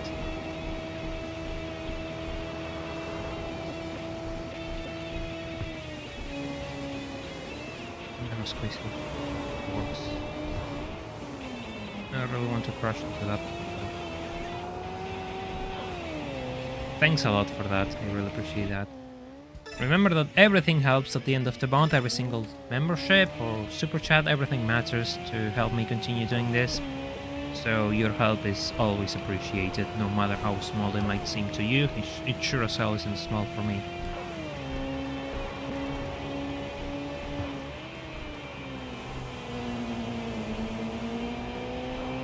Yeah, but to get the AMG Hammer look, you need to change quite a few things out of a 500e, so I don't really associate them with the Hammer look. But yeah, Hammers look pretty cool. I mean, there's also Hammers on... I think there's a one-off blue wagon, which looks absolutely stunning.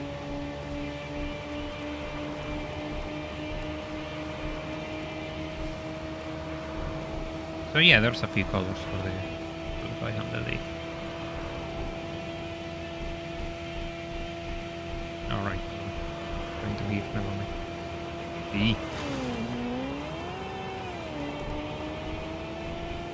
I'm pretty biased towards the C126. No, it's not C126. It's the C124. The Hammers, but I'm always thinking about the C126 coupes though lately. So that's why I went and said that. Which the C126 is like the S-Class coupe, the SEC from a similar time period, and it's an absolutely stunning car. I'm really biased towards those things, actually. You can find some for $20,000 in here, so that. I found one with AMG rims, but questionable taillights. It wasn't really far, so it's not like I have the money to actually go and buy it, but if I did, those two things will be pretty good arguments to say no.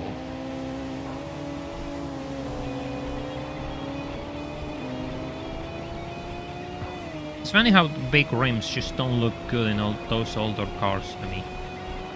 The smaller rims with bigger tires, with the bigger sidewall tires look much better on older cars.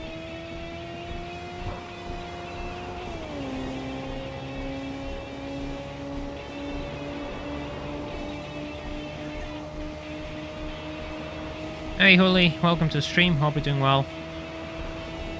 I'm doing alright, thank you for asking. It's just a regular Sunday, I guess, just getting back into streaming, which I should have done earlier, but, you know. Hey, look, a Lotus Esprit. Let me guess, chrome white background taillights. That's a pretty specific guess. Which is surprisingly correct.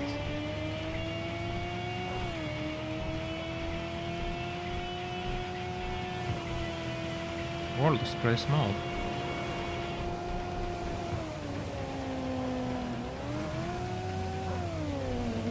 No. Yeah, I'm not catching up to him.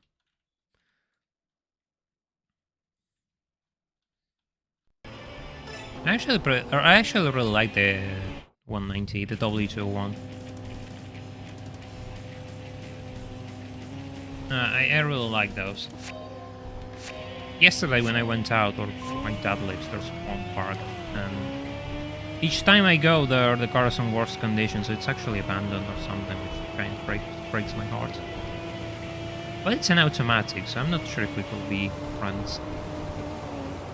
Yeah, the Spree V8 is in the game, and it's a pretty cool car. The disadvantage of, you know, all European cars in the game is like they're expensive. But the Spree V8 is one of the good ones.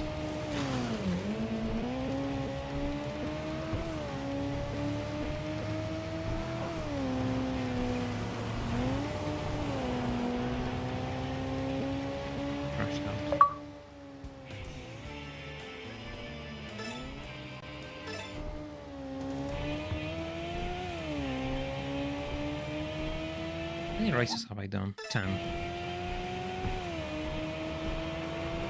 It's funny that the guy racing in a 2000-year team, or whatever their feed is, it's actually using a, you know, crystal from the 90s. But all of them are doing that, so I guess the point is kind of stupid.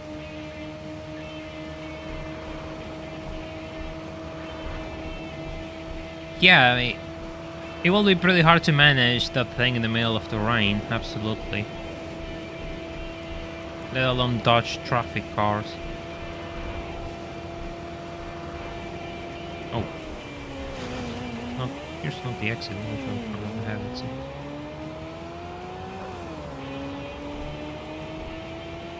Yeah, that's something good, and it actually works for me because the AI seems to be struggling a little bit to put their power down on weather, on rain. So I guess I'm just gonna keep racking up kilometers on this thing. Well, miles, because I need to reach miles rather than kilometers.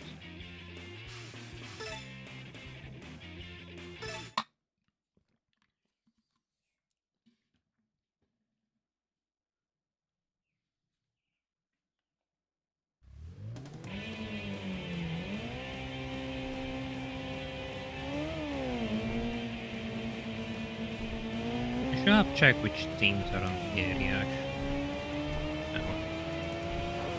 What's done stuff? There should probably be around 4 or 5 teams, but...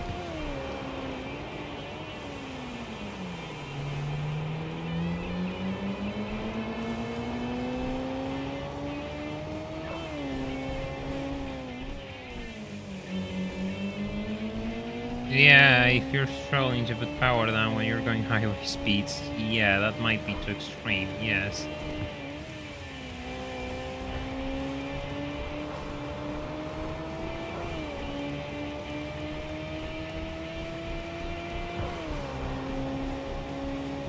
There's one.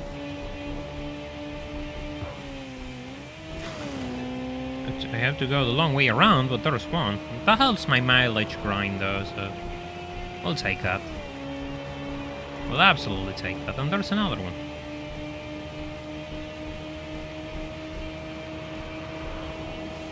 It's gonna take a little bit to grind all of those miles, I guess, but... We're already at 1028. When we started this night, I just hit the 1000, right? So... Certainly doing progress.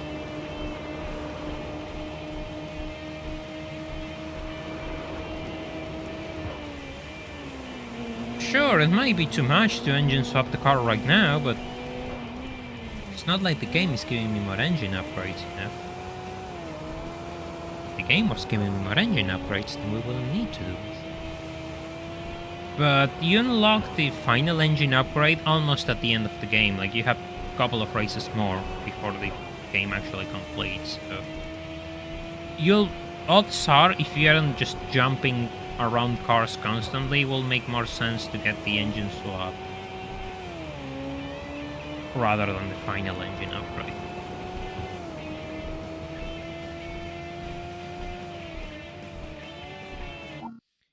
It will take you so long to actually get the final engine upgrade that it doesn't make sense from a, you know, gameplay standpoint, because the races don't get any easier. If anything, they get harder. And it's not like there's that many good cars.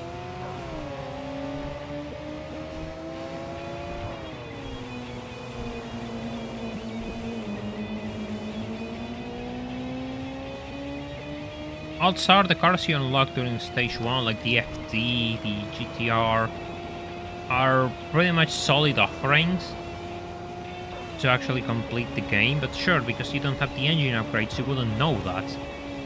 You absolutely wouldn't know that unless you have some sort of knowledge about the game. Yeah, you have to beat stage 2 bosses. You have to get pretty far into the game, yeah. And getting there with the cars that you are with the tools that you are giving is gonna be surprisingly hard. The more so that you're going to need a lot of luck to actually outmatch the game's rubber band. Even the high accelerators.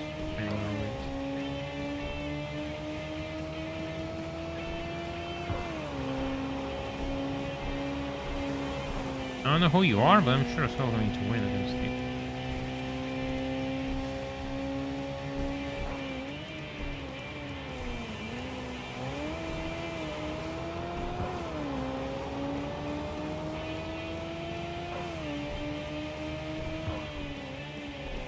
Let's see another.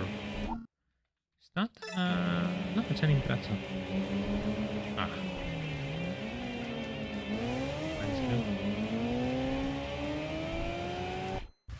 There you go, there you go, that was perfect. That was beautiful.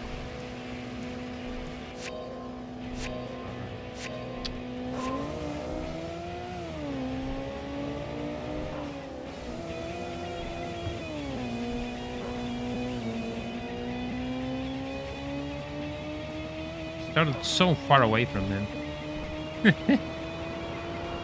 By the way, if you haven't left a like on the stream, I will seriously appreciate it if you did, because it really helps out the channel, and I'm trying to keep this channel growing. Trying to reach 10,000 subscribers before the end of the year. So leaving a like will help me to come and find any audience too.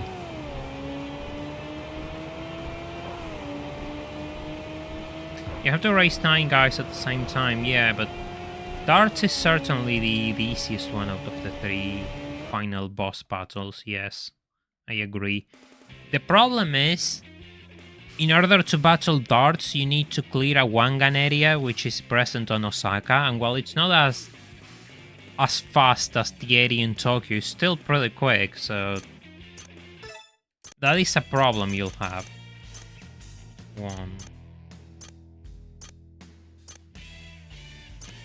I have 3 teams more, okay.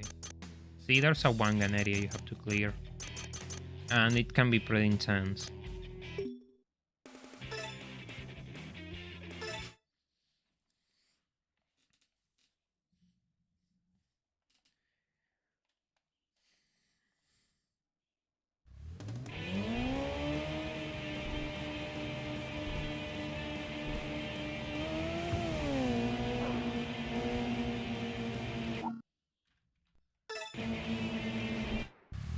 No, he was 5.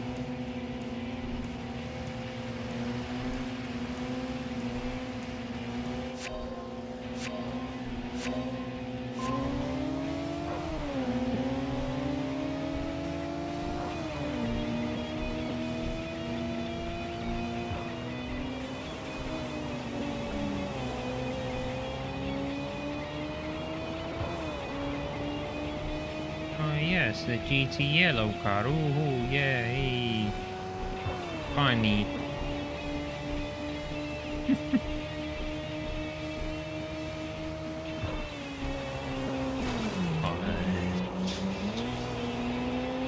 That was optimistic. I thought I was going to clear it out, but it's gonna... Way to make fun of me. I was going to say that you were going to crash into it, Evo. Why didn't you crash into it? Why did you make me look bad on my own stream?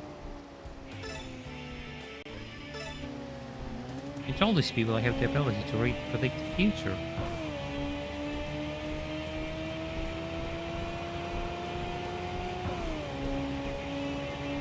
Game's really going to make me live in and out of it. 13 wins, I think that's good enough. Let's see what I got. Reinforce! Reinforce! Yeah, sure, I surely need a roll cage. Ooh. It's the right color.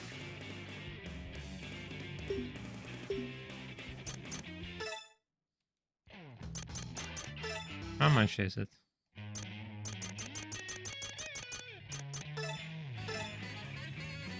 No, Sport 350. I don't know why it is badged as such. Yeah, that's a good color selection. That's a pretty good color selection. It's pricey, but it's a pretty cool car.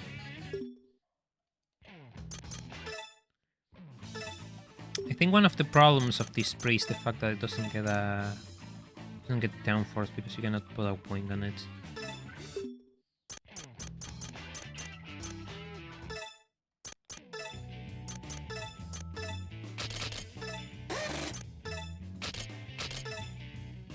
Yeah, the Spree V8 is a pretty good car. I got to see the inline 4 Sprees, and they're really tiny cars.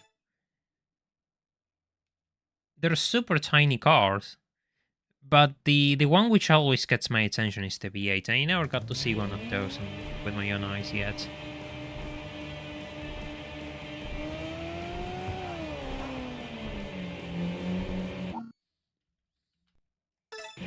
Yeah, the Sport 350 is the silver one with a wing, yes. The one in TXR is just a regular GT. A restyled GT, the final restyling.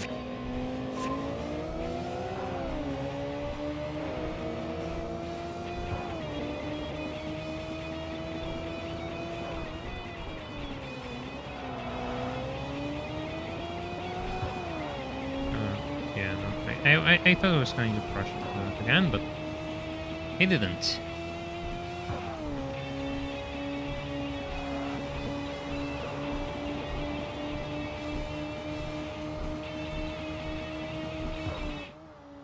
Ooh, now he crashed.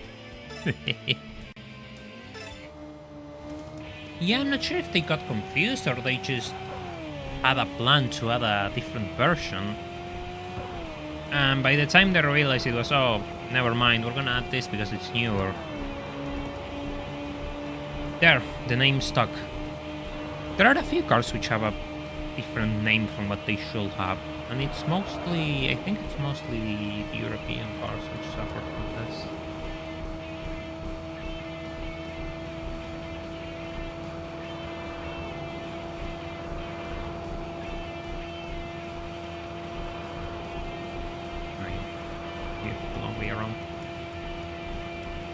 It's insane that there's only 2 cars for me to challenge. Well, 1 now that I have actually beaten the other one.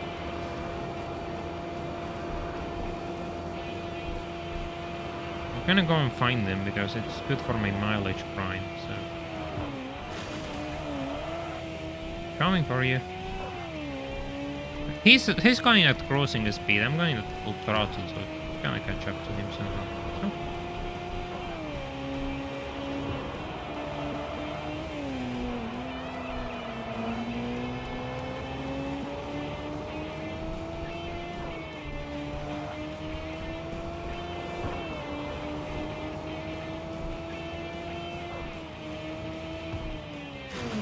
Oh yeah, that happened, right?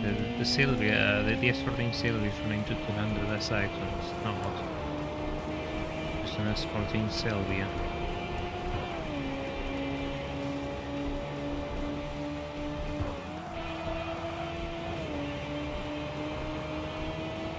Yeah, the localization efforts for TXR have been a bit questionable at times. TXR3 takes the cake though. The localizers for TXR3 actually broke the game, so I don't think you can come back from that. I don't think you can come back from just breaking the game and making it unfinishable. That's it. That's the worst you can do. It will take a lot of effort for TXR to actually be worse.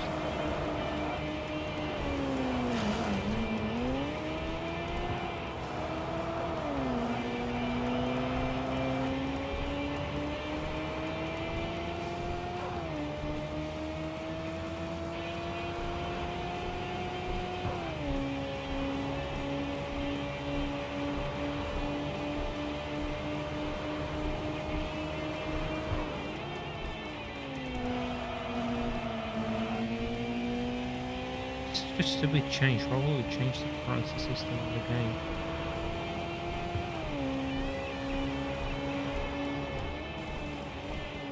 Funny how things were seen so different 20 years ago. To the point where localizers thought that you will have to localize the currency in the game. Nowadays, we don't think about those things.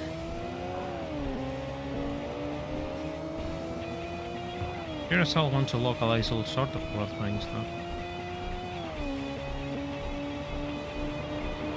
It isn't necessary, just translate the fucking thing and make it as close to the original as possible. Same problem with TXR, same problem with localizations in every other corner under the sun. Oh, he's gonna go for the... He's gonna go for the other one because I tapped the whole... the tail signal, the turn signals a bit. Yeah, exactly, I mean, Japanese game. What's the point of changing the currency in a Japanese game? What is he sending me? Okay. Okay. Sure, we'll do it your way, STI.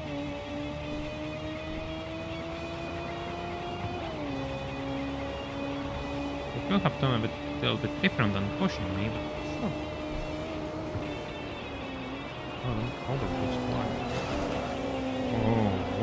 Oh, holy wall ride. This will be good to me, we have the same color. That means we're have some sort of relationship. Even if you're an all-wheel drive homologation special and I'm just a go sideways rust bucket. You need 1,242 miles to unlock the engine swaps. Which is a fair bit. But we're getting closer.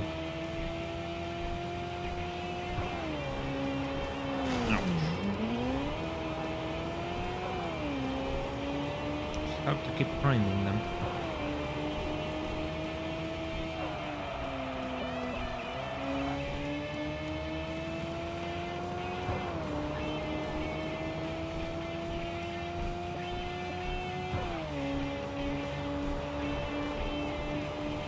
This kind of helping me to grind because I have to go really long distances before finding new opponents, so it's been useful, and I only have 200 miles more to go. If I did 1,000, I could probably do 200, right? Shouldn't take that long. At some point I was considering doing the glitch where you just actually let the game go autopilot. But given that I'm so close, it doesn't make much sense to do that now.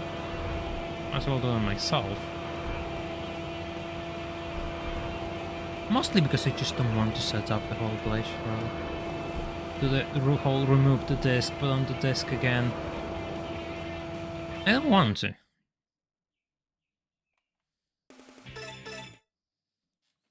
Let's see how many opponents I get this time.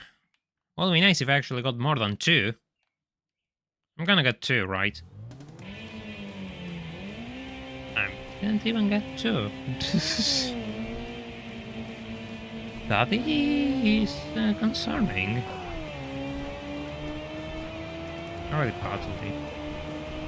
Yeah. I'm not interested in green arrows today, I'm interested in blue arrows.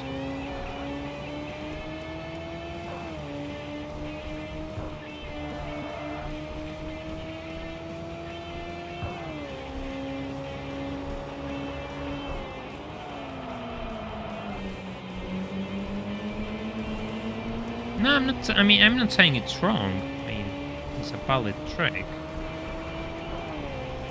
I just figured that it will be much, much worse regarding miles to the whenever I needed to do the engine swaps. But considering that I'm kind of close, then why not just go the extra mile? No pun intended. And just do it. You know, just extend my miles and take the long route to do all the things I have to do. Sure, it takes a bit more time, but I have to do it anyway. Plus, we get to see it live, which is always a pretty sight.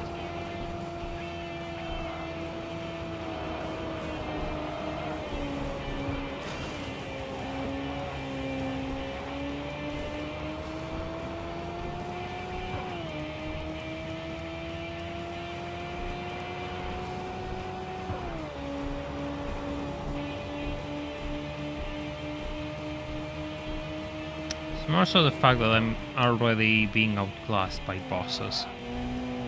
And sure, it's not like they're going to stop outclassing me, but I'm going to have a better chance against them at least. Racing against those Pipers, I mean, that's all the proof you need to know that my car is already underpowered as is.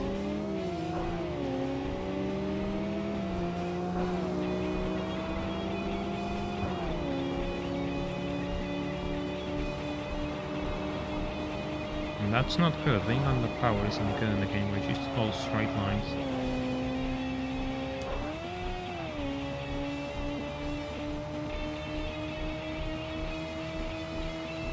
Look at it. Look at it without overboost. It starts stalling.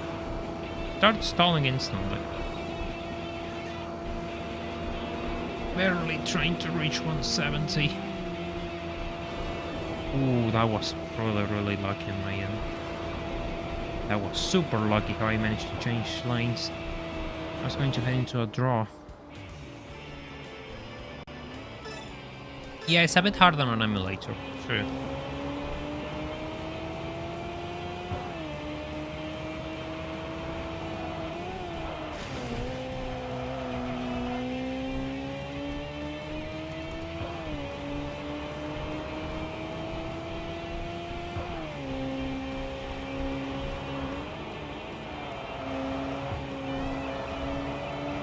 There's another blue arrow, it seems, on the map. 3 races where tires are fine, and crossing on free mode just doesn't damage your tires, so... perfectly fine on those.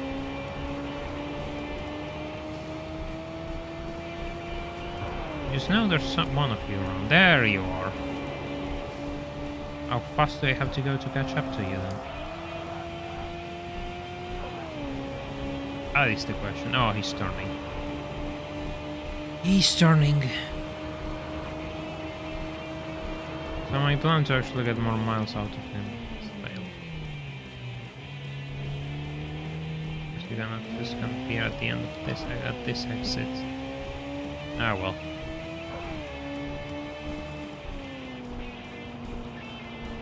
He's around here.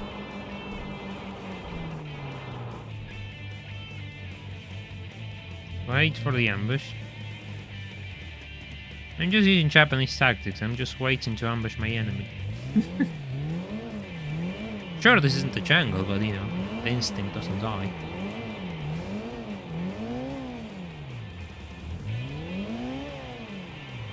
Making the fans stop right behind of me. Causing a traffic jam. He's gonna crash into us. Ah, he's gonna crash into us.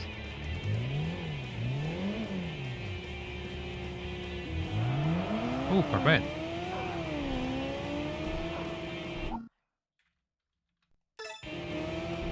The C4 Corvettes. I don't like, that's a nice C4 in yellow. Not seeing the rims though.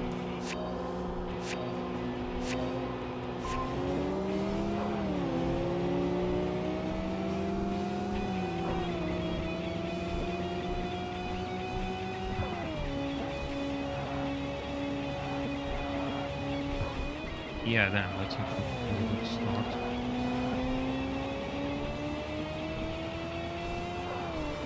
At least.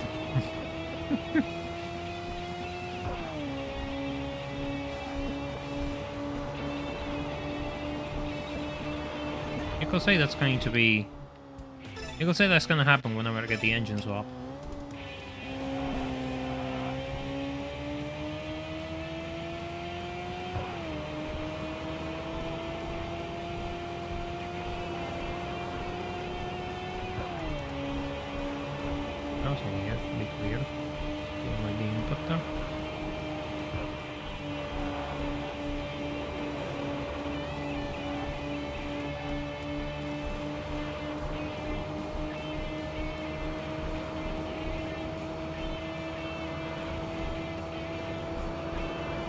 162.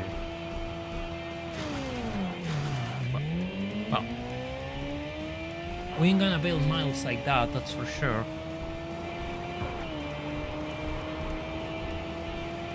But my strategy in a way is working. We're getting closer, much closer. I think today we could get the engine swap. I think that will be a good milestone for today. Get the engine swap, at least get the engine swap. So the rest of the game doesn't become such a roadblock. I can actually, you know, go anywhere I want. Car select.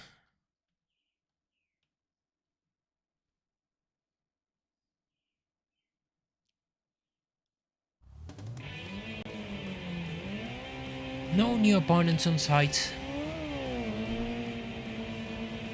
Oh, you're gonna make me work for this, aren't you? I'm not opposed to it, but you should tell me at least. A warning will be nice, game. I'm going to make you work for the next opponent spawns.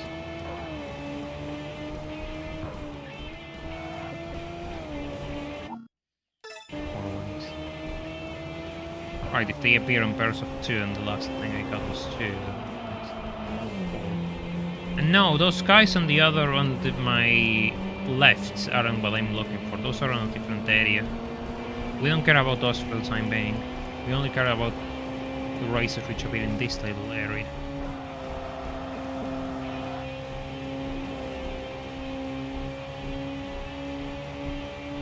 Please, don't tell me he turns. If he turns, I have another guy ahead, so I'm just gonna apologize that. He turns. Not gonna go after you.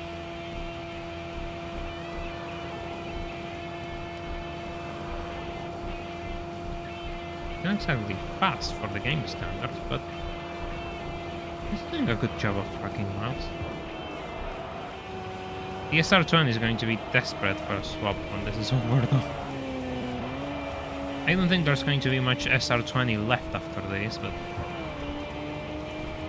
we'll sell it as such.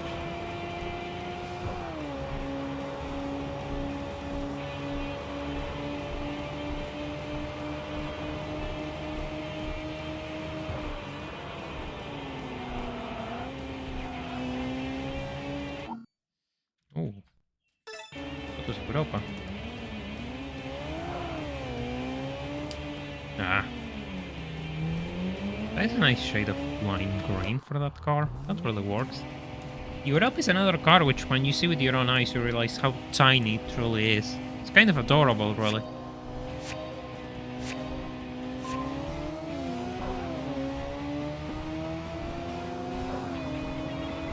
Pretty cool car, the roads to Europe.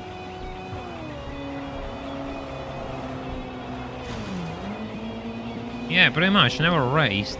Highway miles doesn't count as racing, does it? At least last I heard it doesn't count as racing.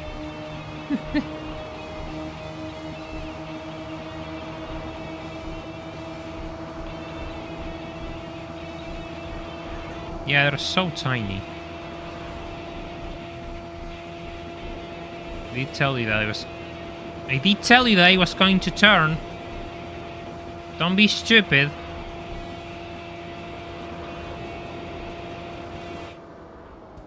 Well, he was stupid, but not stupid enough to actually go into the other lane. That's good for me. That is really, really good for me.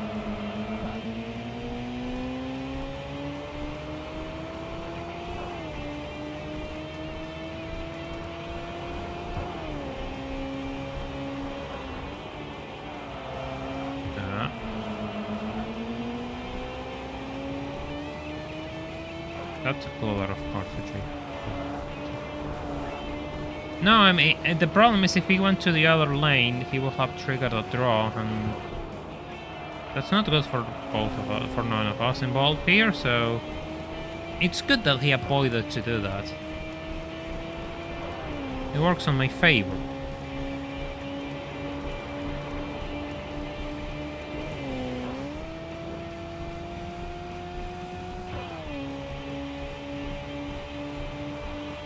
I'm just gonna ambush the other guy again.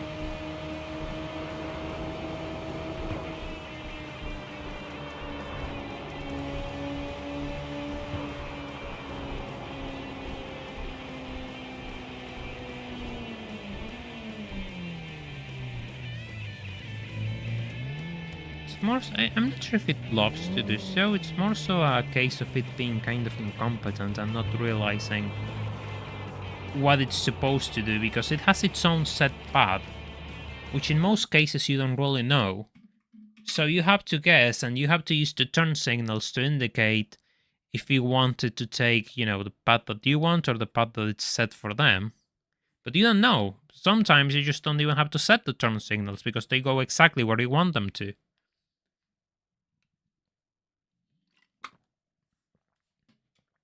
And in some other times, you do have to use the turn signals because they don't do what you want them to.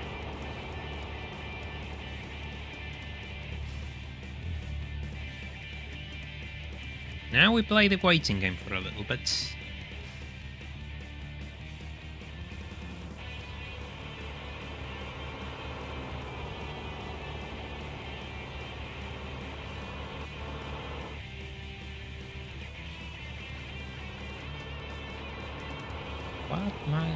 What might you be driving? Oh, that's a saloon. I think that's a Nissan saloon. Yeah, it's a Nissan saloon.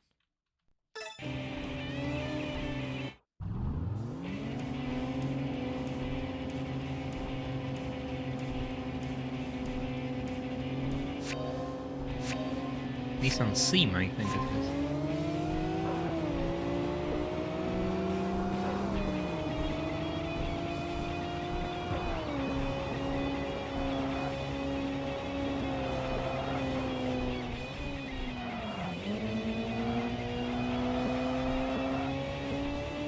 I'm not sure if I will associate a four-door saloon with a comment, but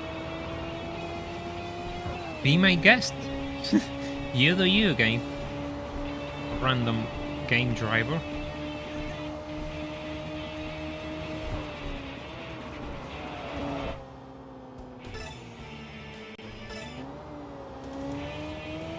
We have to go out again and see, refresh the components again. Find the nearest pit exits.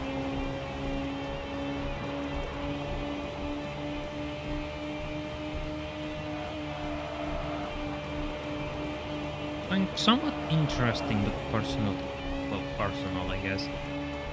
More of my region will be, more regional things to me will be the term. My country's looking into removing regulations for car imports, which is good news for all the people who can afford them. And it will be pretty nice to actually work bringing cars from overseas. I would like to do that. We just don't have the funding to actually go buy cars and bring them here. It'll surely be nice to do so, though. It'll be a good way to get my hands in all sorts of cars.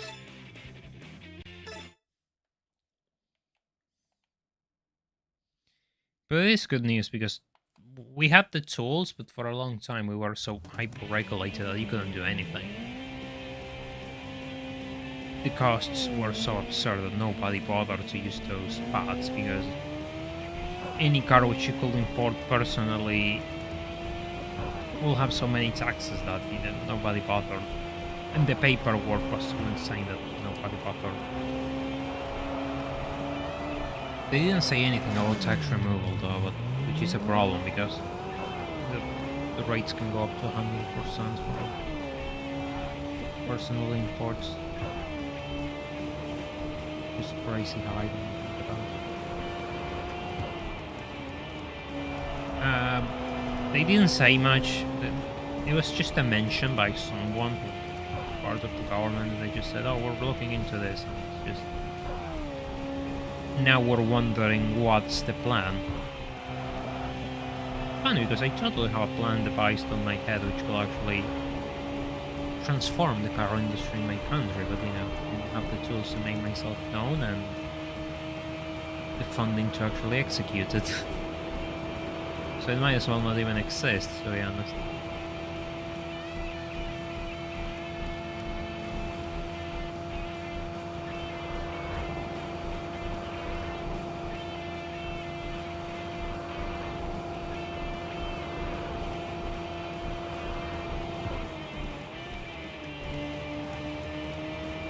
But there is a scheme which started around, well, it got popular around 10 years ago, you could say, in which people were able to import cars which they owned from overseas, and after paying the appropriate custom taxes and everything, you will get a new license plate, and the car will be legally registered in the country. And there's a lot of cool cars that have been brought that way.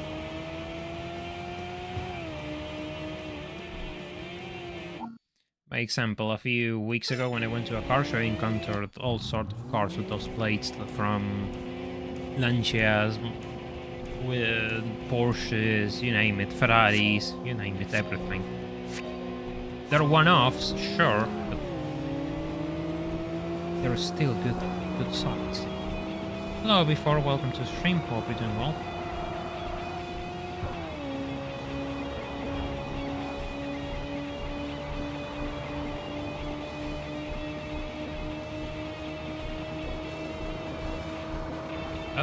That orange is out. Yeah, he's kind of far behind. He's turn a signal so you don't do anything. Oh, you absolute.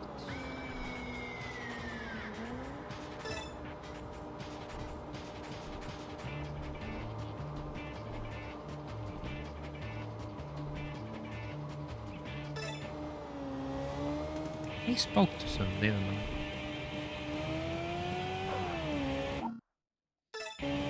There goes my wing combo. No, I'm not gonna let that wing combo die. Attempt number 2. I'm not sure if I like orange for myself. It looks kind of weird. Go.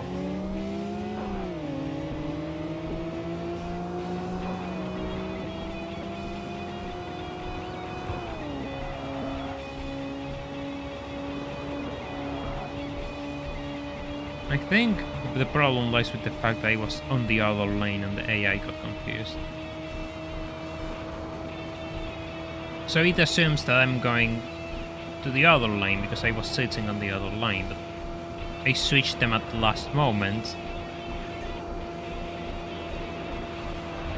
He crashed out. He completely crashed out.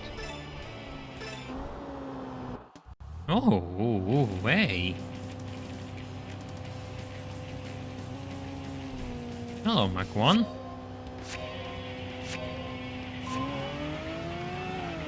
I'm not sure why they didn't went for the SL55, but I'm wondering if the SL55 might have been calling it close to the game's release. And maybe the regular 500 was available for longer. So it makes sense that they actually got to add it if it didn't get too close to the game's release. And I don't know if you understand what I mean, but what I mean is that probably the release date of the SL55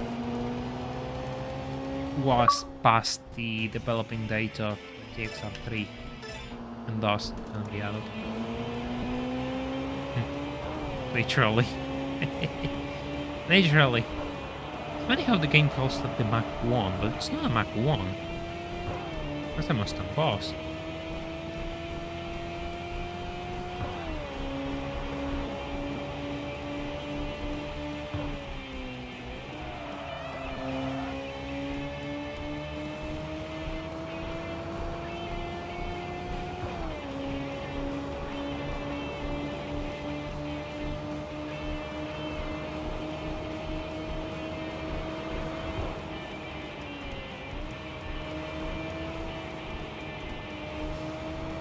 You? Here, just move all over the place.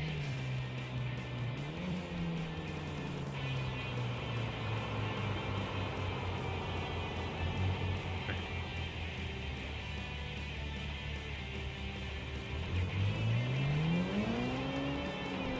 Oh, it's a Gambala. It's like I haven't raced against Gambalas. It will be tricky.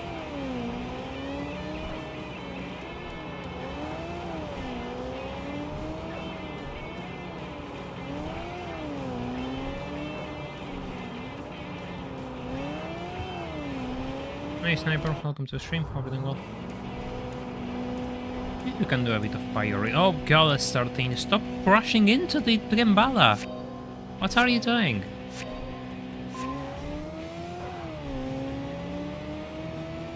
I can do a bit of pyro reading.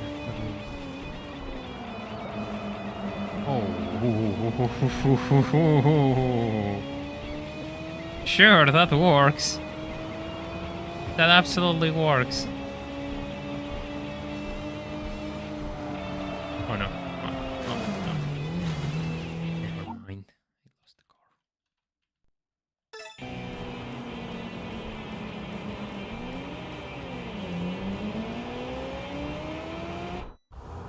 That's more like it.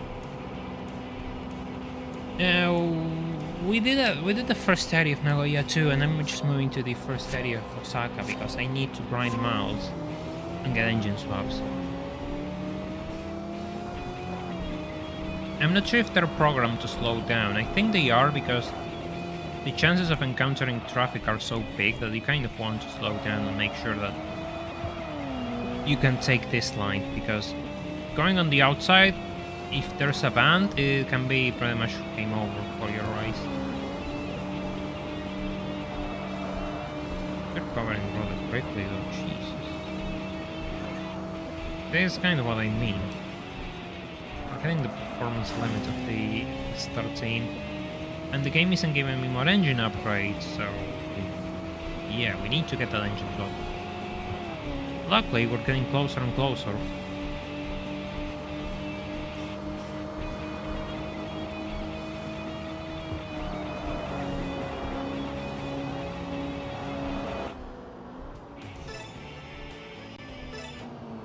Boss? Yeah, boss time. Oh, it's another Gambala. Meteor storm. Ooh.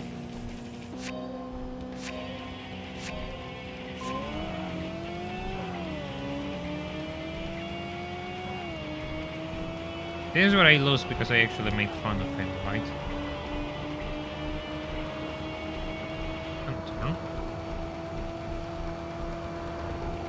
He ain't slowing down either.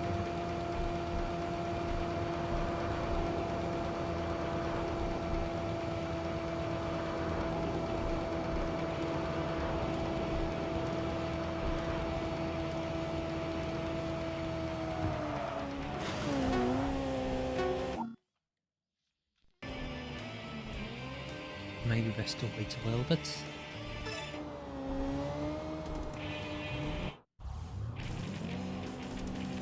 Because that thing is really quick.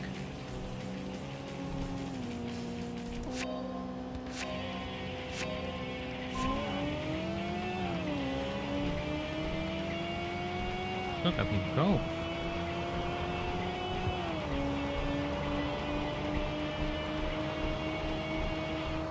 I'm only 160 something miles out of an engine swap. It won't be long.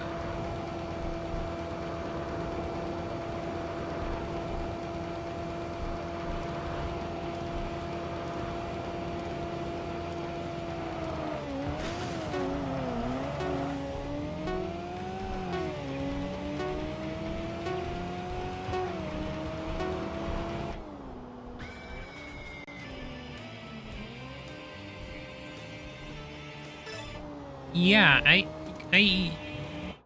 knew it was an SR20, or suspected it wasn't an SR. When I saw when you noticed that I noticed it wasn't an inline 4. I just didn't know what it was. Of course, then I grew older and I knew that it was an RP26. But as a kid, I had the same thing, but I just never knew that it just didn't look like an SR20. Because an SR20 is an inline 4, and that thing doesn't look like an inline 4. Or at least no inline 4 that I ever saw. You know when the car is trashed and they open the trunk to actually get the engine for the Mustang build? It's right here. Oh, man, it's too late. It's too late. This is gonna... I think it's gonna work.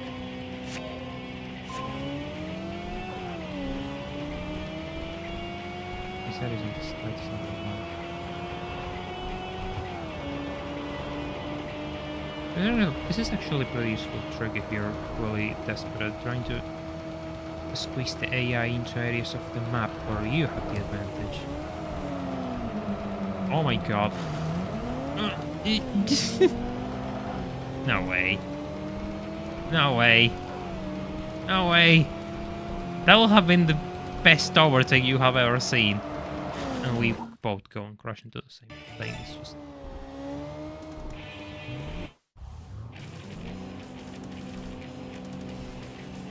Honestly, it's just a build. Insane about it. And if we go from the perspective of the film, it really fits the film because their cars got seized and they have to do whatever, they have to make whatever they got work.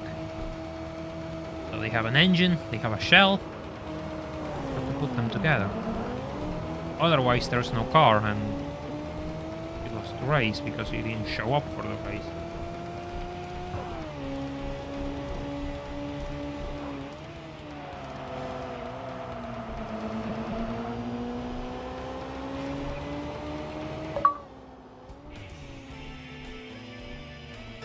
Okay.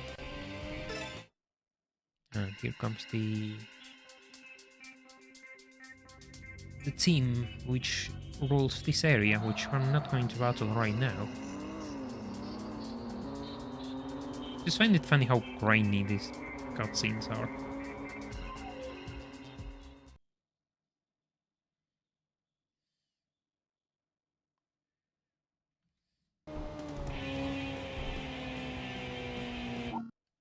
I'm gonna return to the garage. Please tell me they got no parts. Got a Mustang though. Good again, bad.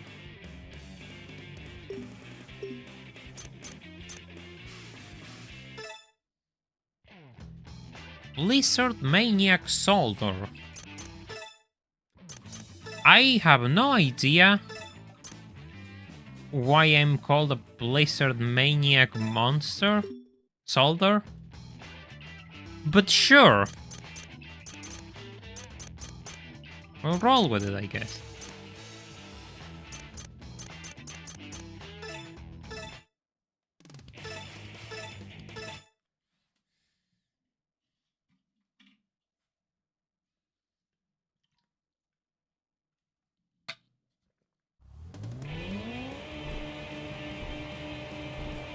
Are you gonna make me play finding him with the boss? Okay, that works for me. That works on my quest for miles. I'm doing 50 miles per trip.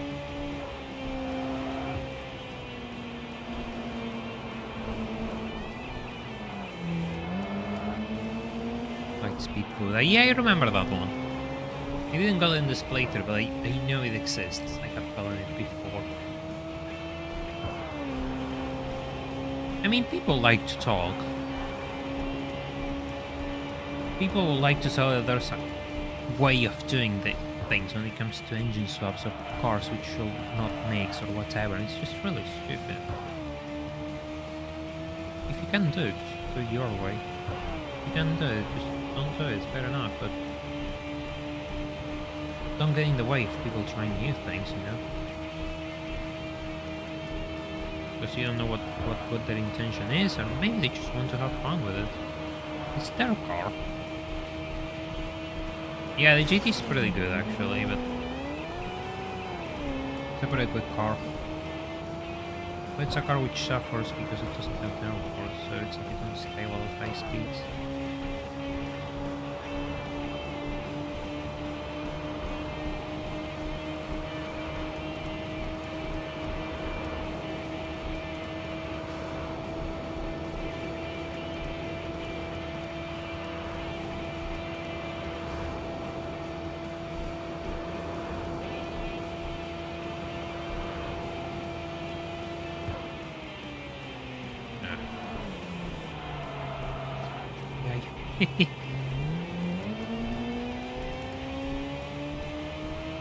To me, you know, when it comes to modifying cars, I mean, as long as it's well made,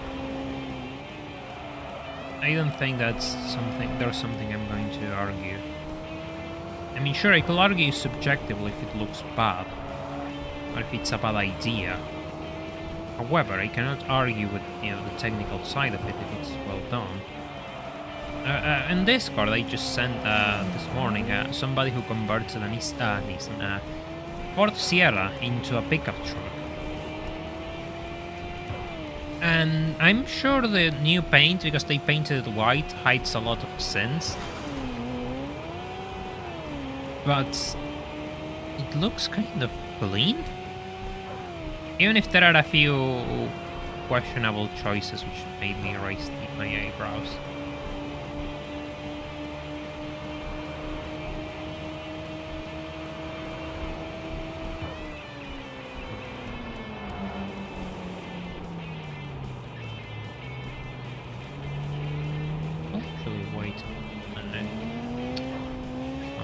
I'm up here already.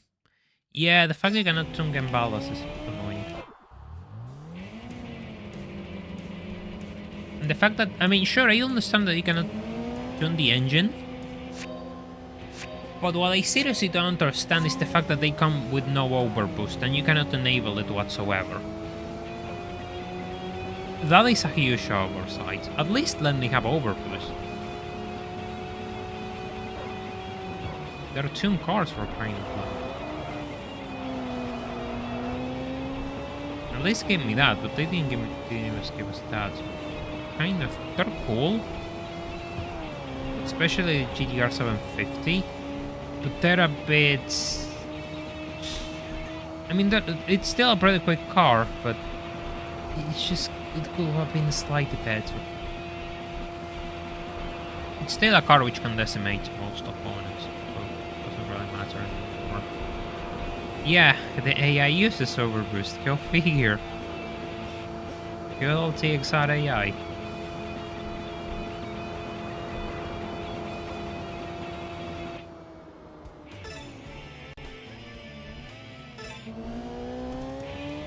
Oh, it's right in front of me. It's very useful. Not useful for my grinding miles quest, but very useful nonetheless.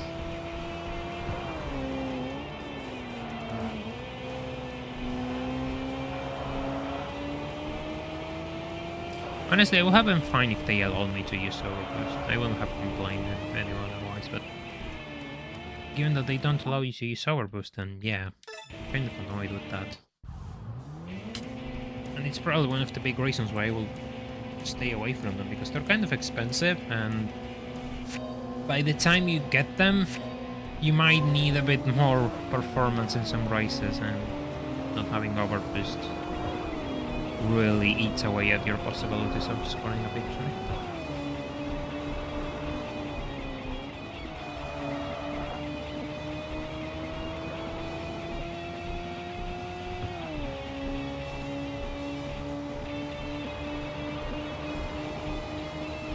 Funny how irregular things are, because some opponents I do well against, and some others decimate me.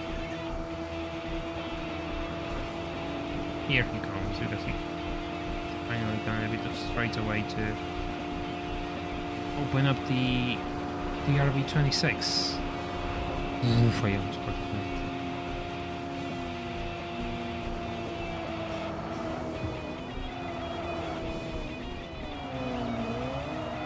One on the outside. Oh, he's pretty far. You can actually use this to score a few extra miles and pull down the car, I guess.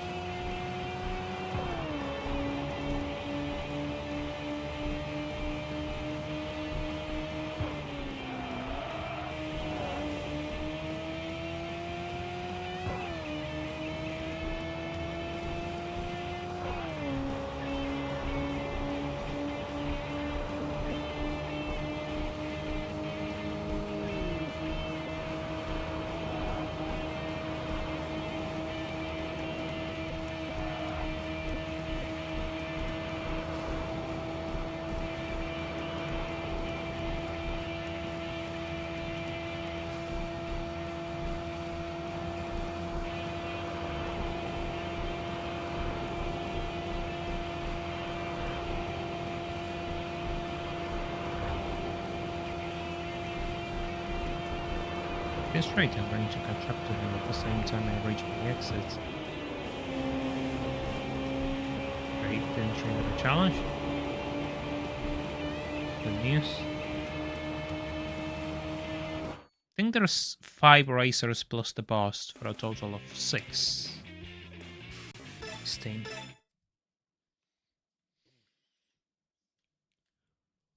So then that means I have taken one third of the team already. To go for the second third.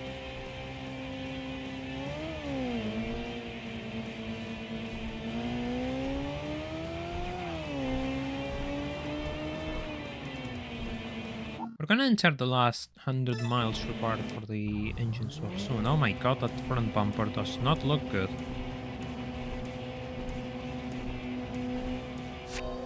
That is not a good looking front bumper for a GTR, I'm sorry. We'll have left it stock. if we were going to put on that. Oh, never mind, he actually spun out. How do you spin out at such low speeds? I'm rather curious.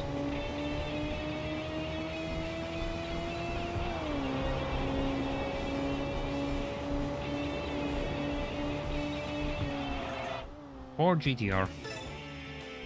At least that are 34. I don't know. Blazing to the eyes, it surely isn't.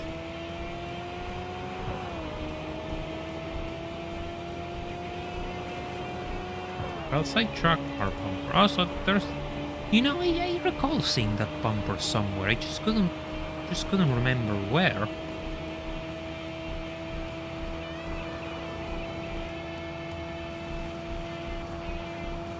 It just doesn't look right. It doesn't look right for an R34. Looks weird. Really weird.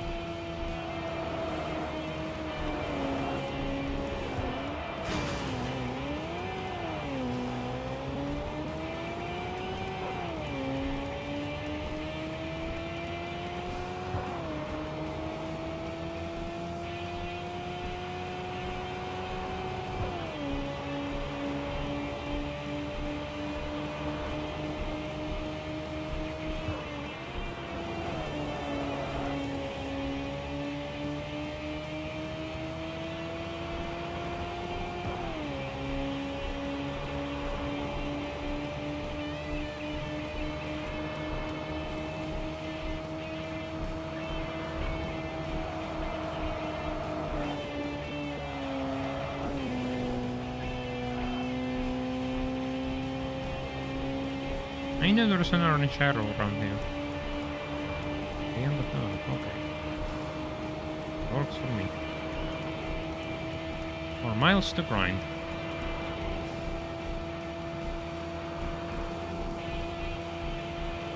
It really doesn't go past 170 something.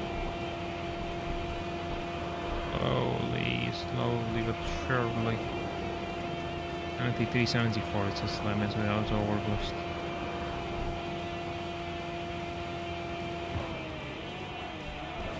I mean, it's not bad for a car with 350 horsepower, to be fair. By the way, if you haven't left a like on the stream, I will seriously appreciate it if you did, so that this channel can keep growing and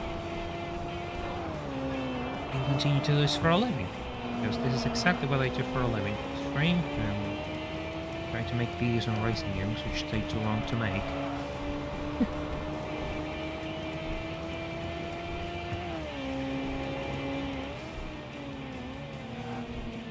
Young leaves. That's a slightly better front bumper, I'll give you that. Don't have like the color on the top PTR.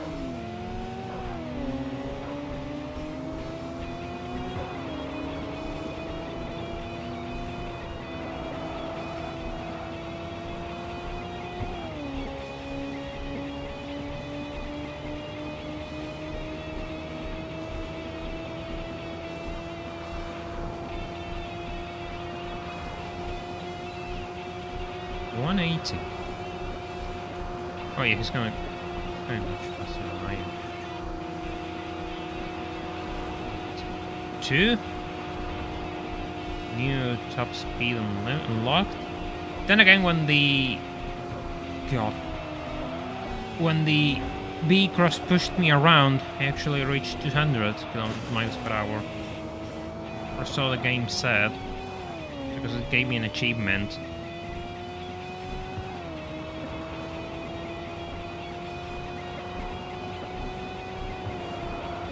But by my own, reaching 182 seems like a pretty good... Well, it's like a pretty good record for a 350 horsepower S13.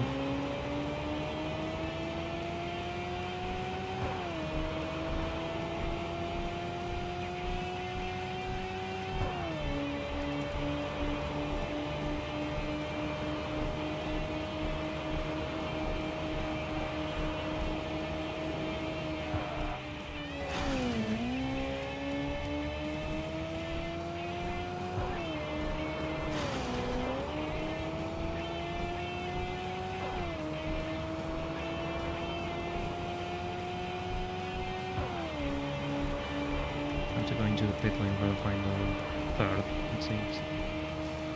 Otherwise they won't spawn. And it works for me, I have to cool down the car anyway.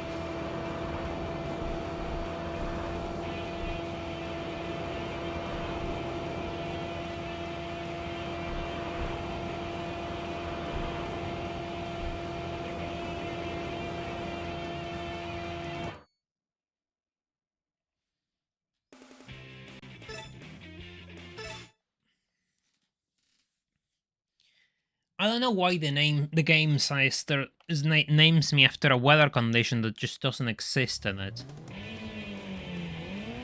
That's as much as I can say. I don't get it.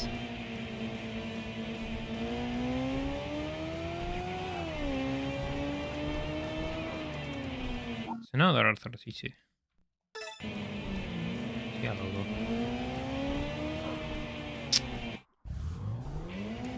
No, I don't want to cancel the bat.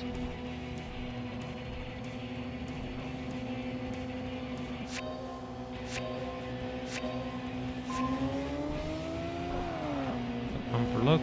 That looks pretty good actually. Looks pretty respectful with bigger air intakes. You can get behind that.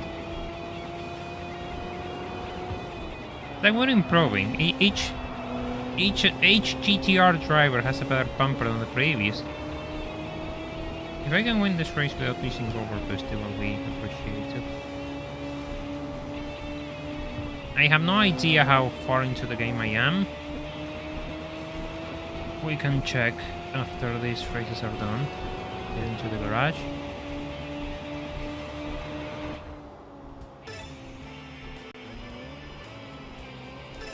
It's time for the boss. Which drives a Nissan Zephyr. That's the Zephyr, right? Or the game calls it the Zephyr at least. Too much wheel spin and low gears. Go, go, go, before it takes off. Or it just takes off from me. 78.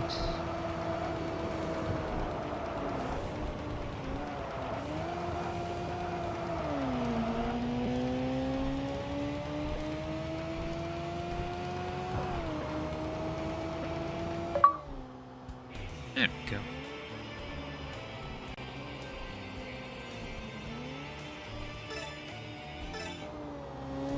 And it will make sense if it was engines. Well then. That's it. That's Kanjo area cleared. Hey! Yes! Well needed engine upgrade. It's a shame that I'm only 100 miles away from, you know, getting the engine swaps. But hey, it will make the last... I guess it will make the last 100 or so miles less painful. Maybe we can do more races in the meantime.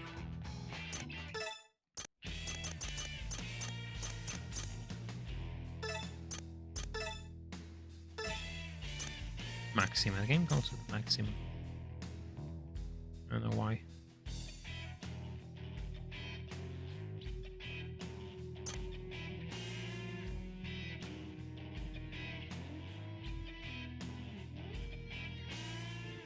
It's funny how TXR3 removed the technical details of opponent cars while TXR0 had them. I mean, it didn't really mean much.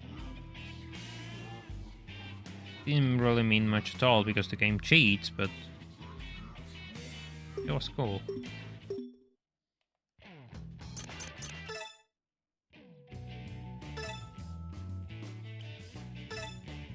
In level 7. Oof. Yes, please. Those horsepower are totally going to make a difference now.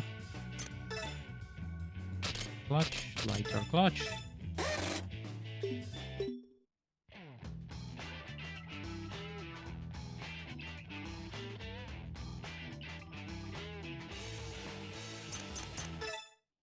Yeah, 50% game completion.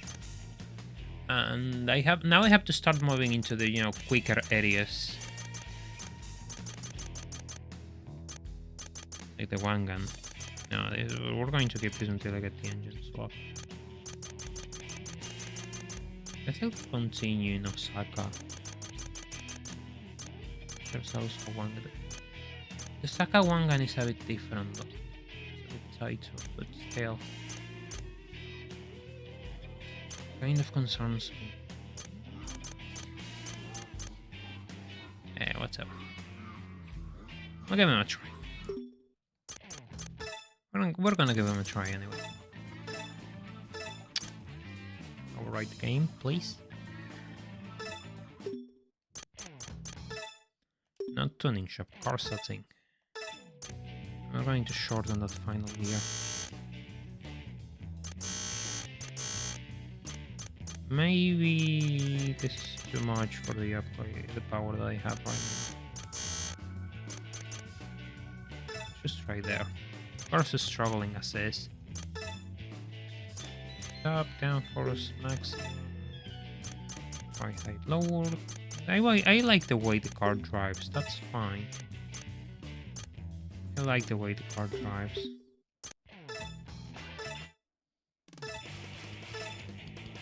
We're just gonna go in through Kanjo and then enter the whatever area comes next.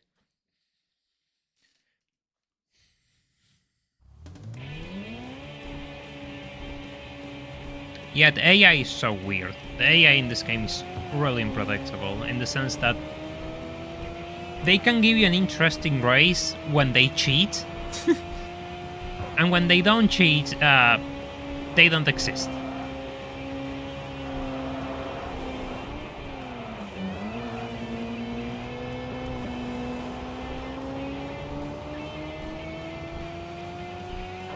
Let's see how long it takes before I hit top speed.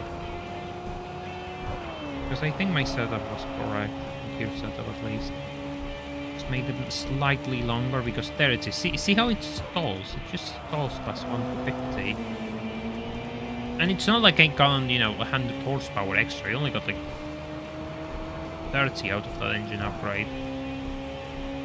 350 something to 389. 60, 70, 80, 30 something horsepower. So this is not going to be easy, but I think a couple of races are not. Nagoya is a big area too, so you know, it works.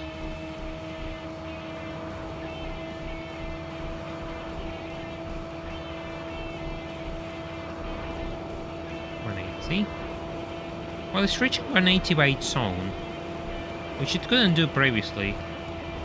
That's 10 miles extra.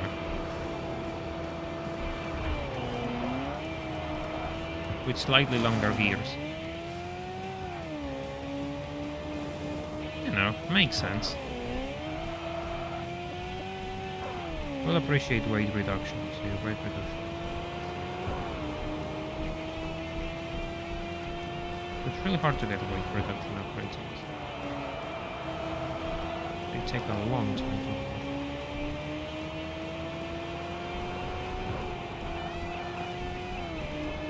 Now we go left. Next exit. I see cars already. I see cars already. Sakai 15. So next exits. Oh, that's narrow. Really narrow.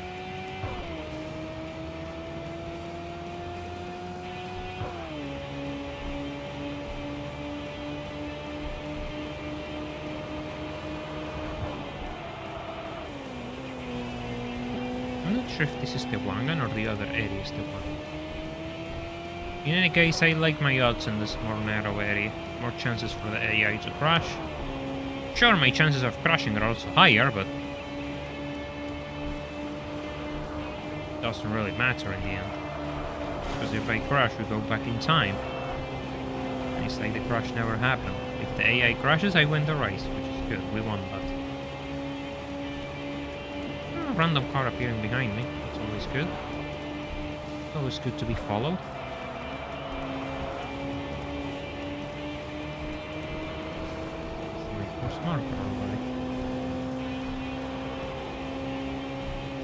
What are you trying?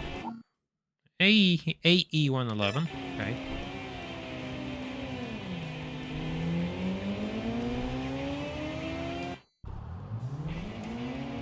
AE111 on a straight line will be... It's gonna be an interesting race for sure.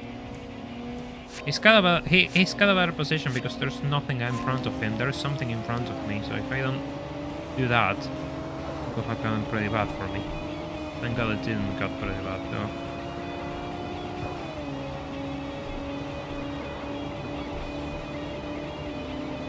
Yeah, the A111 is pretty nice.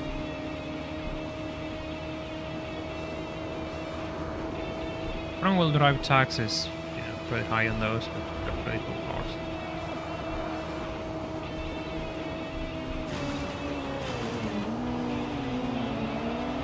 Most powerful versions got like, what, 170, 180 horsepower? In the late 90s, with a naturally aspirated engine. That's respectable. More than respectable.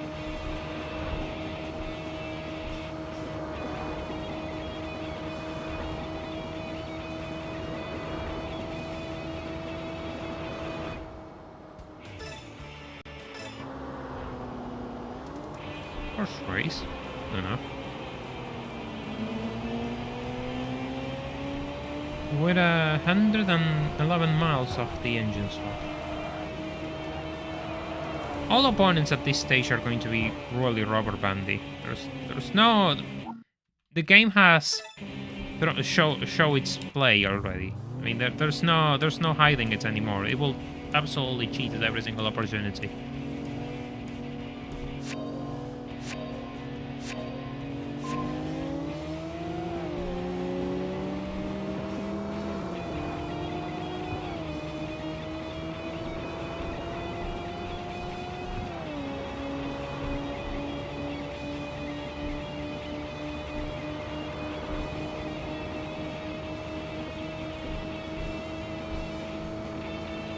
Easy, but I can keep trying this.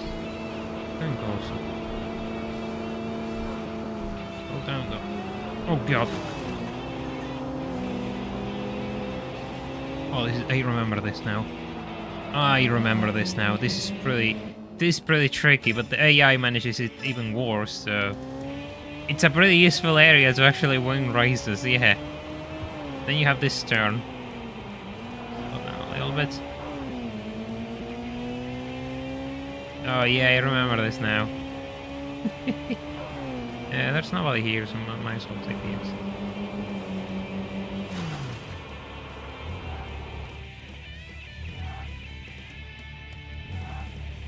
That's a curious speed line. Sakai or one? We were... Where was I? Pretty confident. No, I'm pretty confident that Sakai is the way you pack, right? I probably made a mistake here. I think I made a mistake. Yeah, this is a completely different team. Ah, well. It is what it is. Yeah, I'm doing it in reverse now.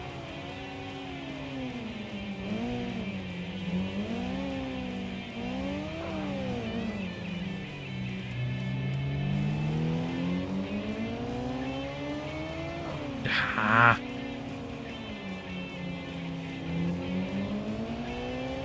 I'm number 3 at starting the race. Yeah, pretty much. It's really inconsistent. It's truly inconsistent. You don't really know what you're getting up to until it comes, and it's like, oh, my car is too slow for this. So yeah, it can get a bit annoying when you're trying to measure out your chances, and the game just flips the switch and goes instant tryhard mode on you and just wants to destroy you. And there's no way you could have predicted for that, because all the previous 10 races were surprisingly easy.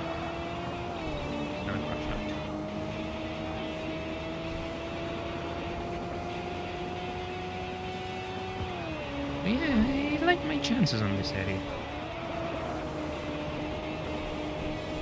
At least for the time being.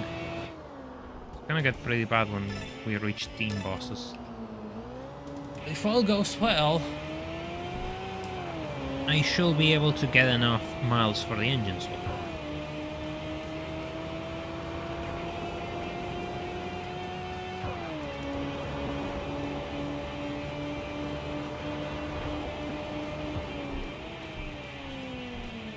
Oh my god. Oh, this is the guy. This is the guy. Y'all know who this is, right? This is the guy which, in a normal TXR3 playthrough, if you're playing an NTSC US copy, this will be the opponent you can never challenge because your money will never be high enough.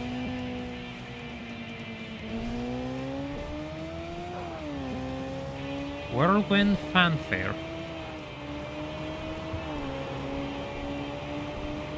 There's another glitch with this area of the game where it gets history and the part of the guy you will win Sakai, typically. But the game refuses to start the race until you clear the toll booth for some reason. Ah, yeah, because they crash out on the toll booth, so there's probably something to do with that. That's my bet, really. They crash out on the toll booth, therefore the game just has like a filter until like clear toll booth, true, false, whatever, however it works.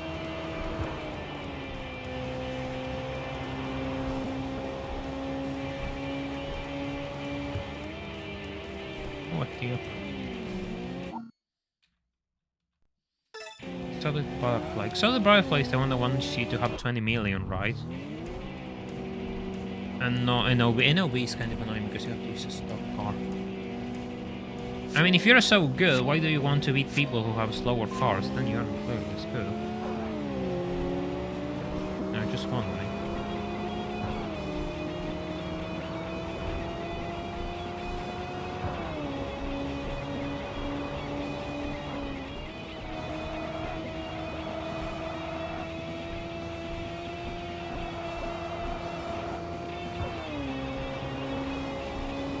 Ah, now that I remember.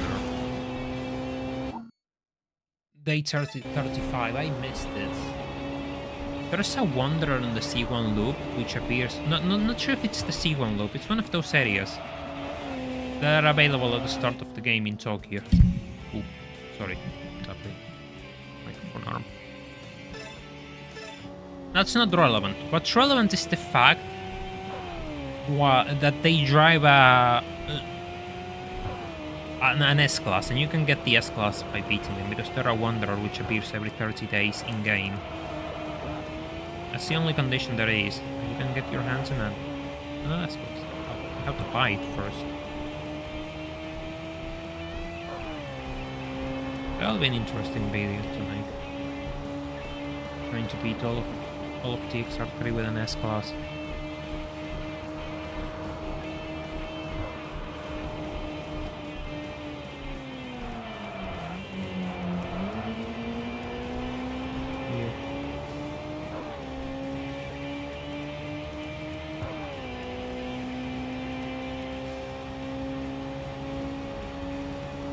I don't remember the name either. It's but I remember that. I remember a few wonders specifically. Not all of them, but very few of them. I haven't tried hard at this game enough to actually know them all. Maybe one day that changes. It's funny because TXR was the first big video this channel has ever gotten, and I still haven't outgotten a video which has gotten that amount of views. It's funny because it's my first official video. Funny how that works, I guess.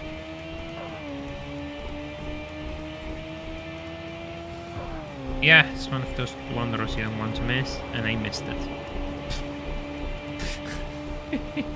I just missed it.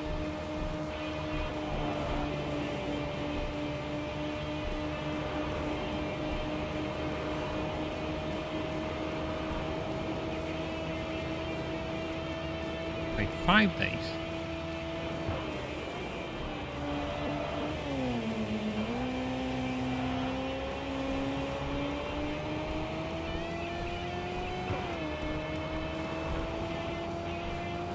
Missed them by on day 90. Oof. That's harsh. That's harsh. Come on, Mark 3 Soup Bracket. What do you want to do? Where do you want to go?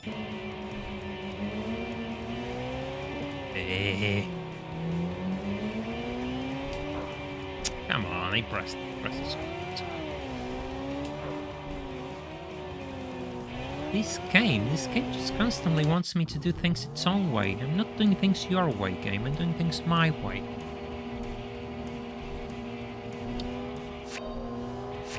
I will admit that's a pretty nice color. I'm not sure if it works on a Mark III Super. Well, it is a pretty nice color.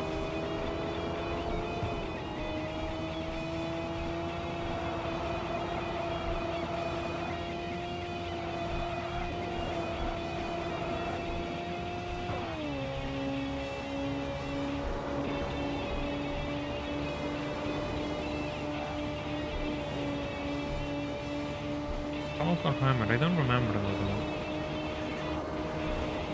There's a lot of them which require you to tamper with the PS2's clock, which is pretty frustrating.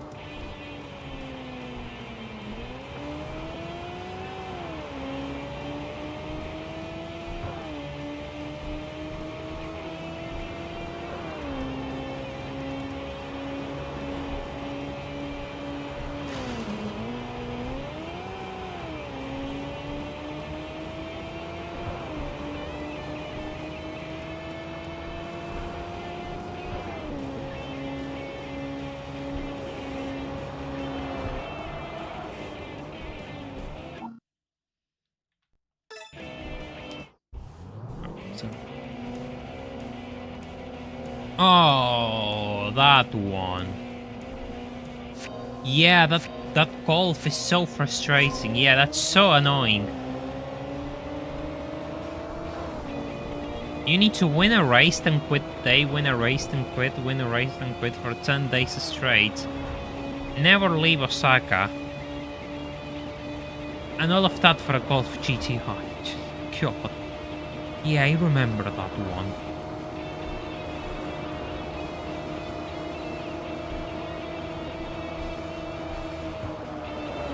One of the worst, yeah.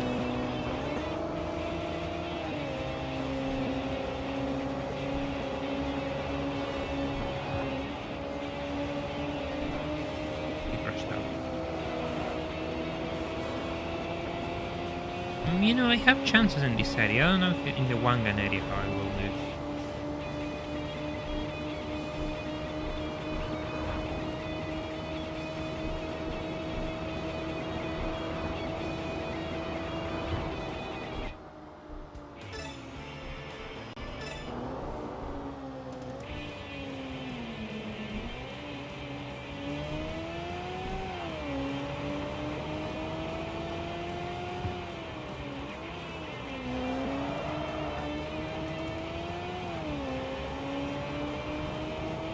No, it won't take Saka ages. Oh, so.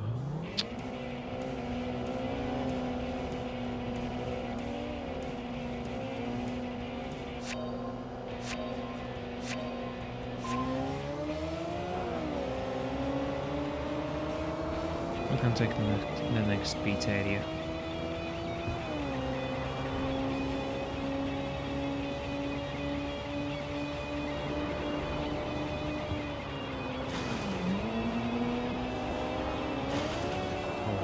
Whoa, easy, easy.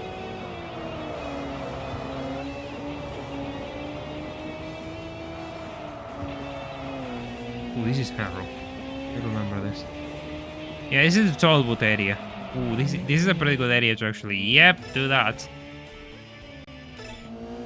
If you need to force victories, that's a pretty good spot to do so. Because the AI will be absolutely incompetent. Super narrow.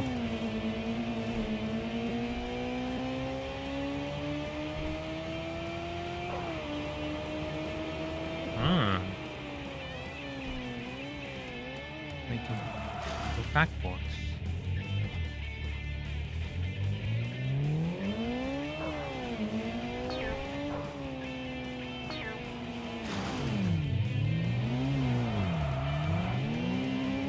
You're racing me random also.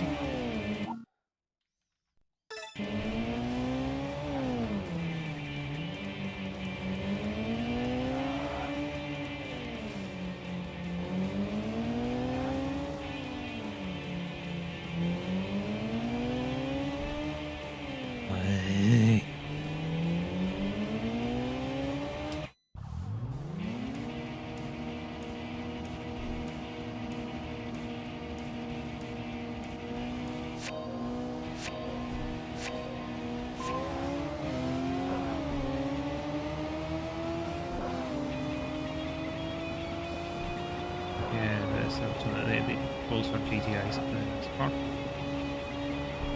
Hey, Juanma, thank you so much for the super chat. We will appreciate that. Hello, chat. Merry Christmas to you all. Every day is Christmas in this country. Thank you so much for the super chat. I appreciate that. As always, remember that every donation helps me at the end of the month, so it doesn't matter how big or small it might seem to you. It's surely really important to me, so I really appreciate it.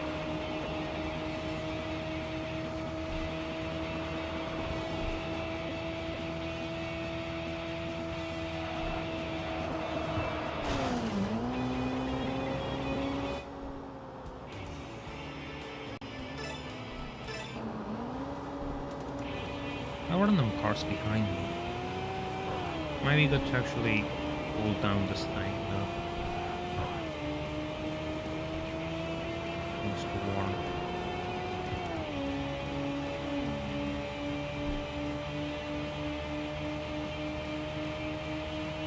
Don't forget to leave a like. True. Exactly. Don't forget to leave a like if you haven't already. Because that one's free. Absolutely everywhere. Christmas in October.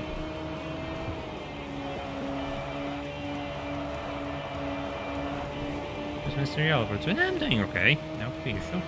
Hope we're doing well. Dustin D, welcome to the stream. And hope you're enjoying your Sunday. Hope those things together. The good ones, you know. Oh, bridge time. I don't trust this. I think the engine is too warm. I don't trust that. No. Let's see if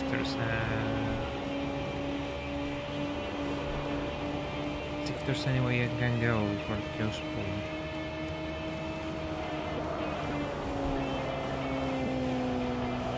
Because if things go slightly wrong, then there it is, pizzeria. Good old pizzeria. Yellowbird is Yellowbird than yesterday, but no as much as tomorrow. Oh god, no. Let's cheat a little bit.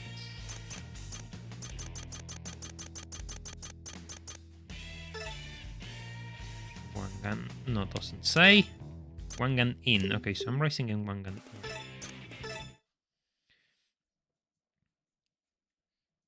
Oh no, if I get more yellow, then I will surely have to get things checked out, but I don't think I need a doctor for the time being. No, who are you? Who are you? Redux Supra. That'll be fun.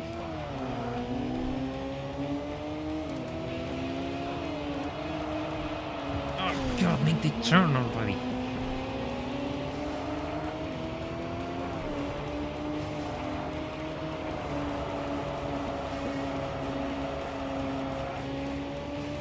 Yeah, that's probably a bit of a tricky race, but it's up in the technical area. All falling on my side. Come on. Come on, SR20. Jeez, that thing's losing control though.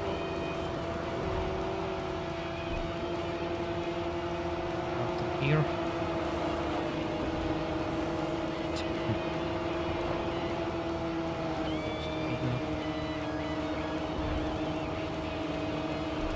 Start accelerating a little bit more, please.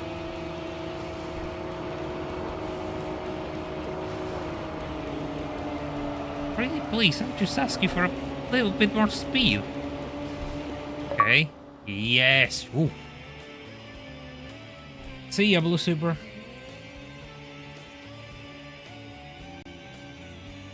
That's a chunk of change. How many races have I done today? Probably the one. The engine's a bit toasty though. You can probably go backwards. Die.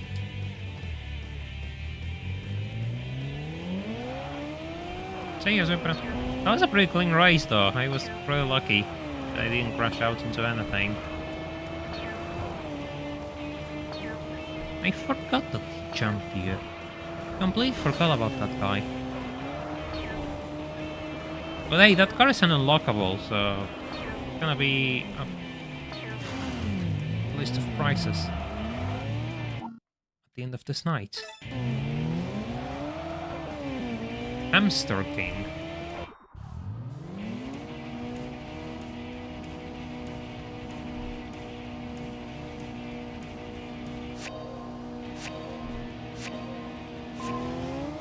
I mean, best motoring is that one of those things that I have to look into, but I haven't gone down the rabbit hole yet because of the language barrier, to be honest. It's just a bridge too far for me, sadly.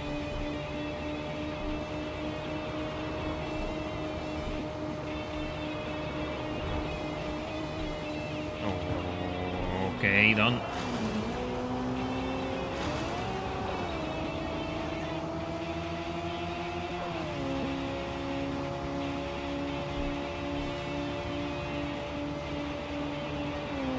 Ah!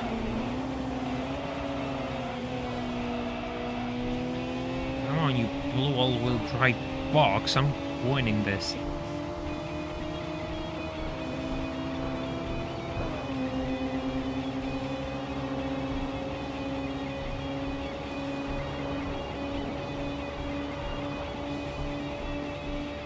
Ooh, those temperatures don't look too good. I have to win this quick.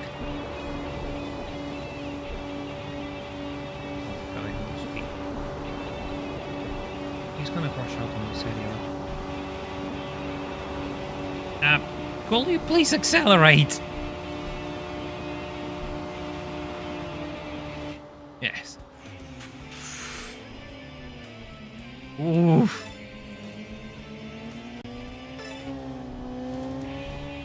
Man, that engine is toasty. Does anyone want to cook something? The SR20 is surely the best kitchen available. Added cars. Here it is, the Redux Super.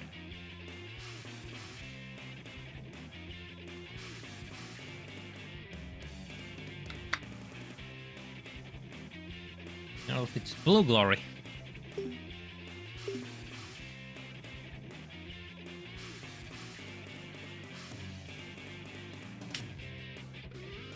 $200 miles per hour of top speed. It's pretty good.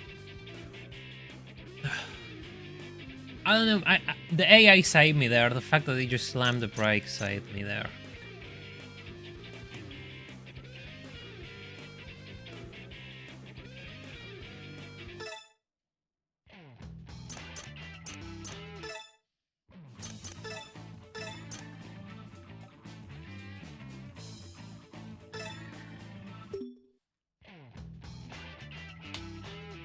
Alright everyone, we have done a lot of races today. We're pretty close to the engine swap, which means we're gonna get it really soon. But I think for today it's time to wrap things up, because I'm gonna be streaming the next couple of days and I need to prepare things for tomorrow. I probably have to test the game, so if I wrap things up now and prepare things for tomorrow too.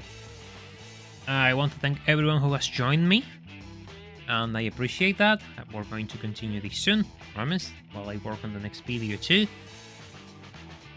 I hope all of you start your week nicely. I hope work, studies, whatever you're doing isn't that hard on you. And you as well, because resting is important. Don't be like me. Alright, we're going to see each other tomorrow, so take care, enjoy the rest of your evening, night, whatever it is, and see you all tomorrow. Take care, bye for now.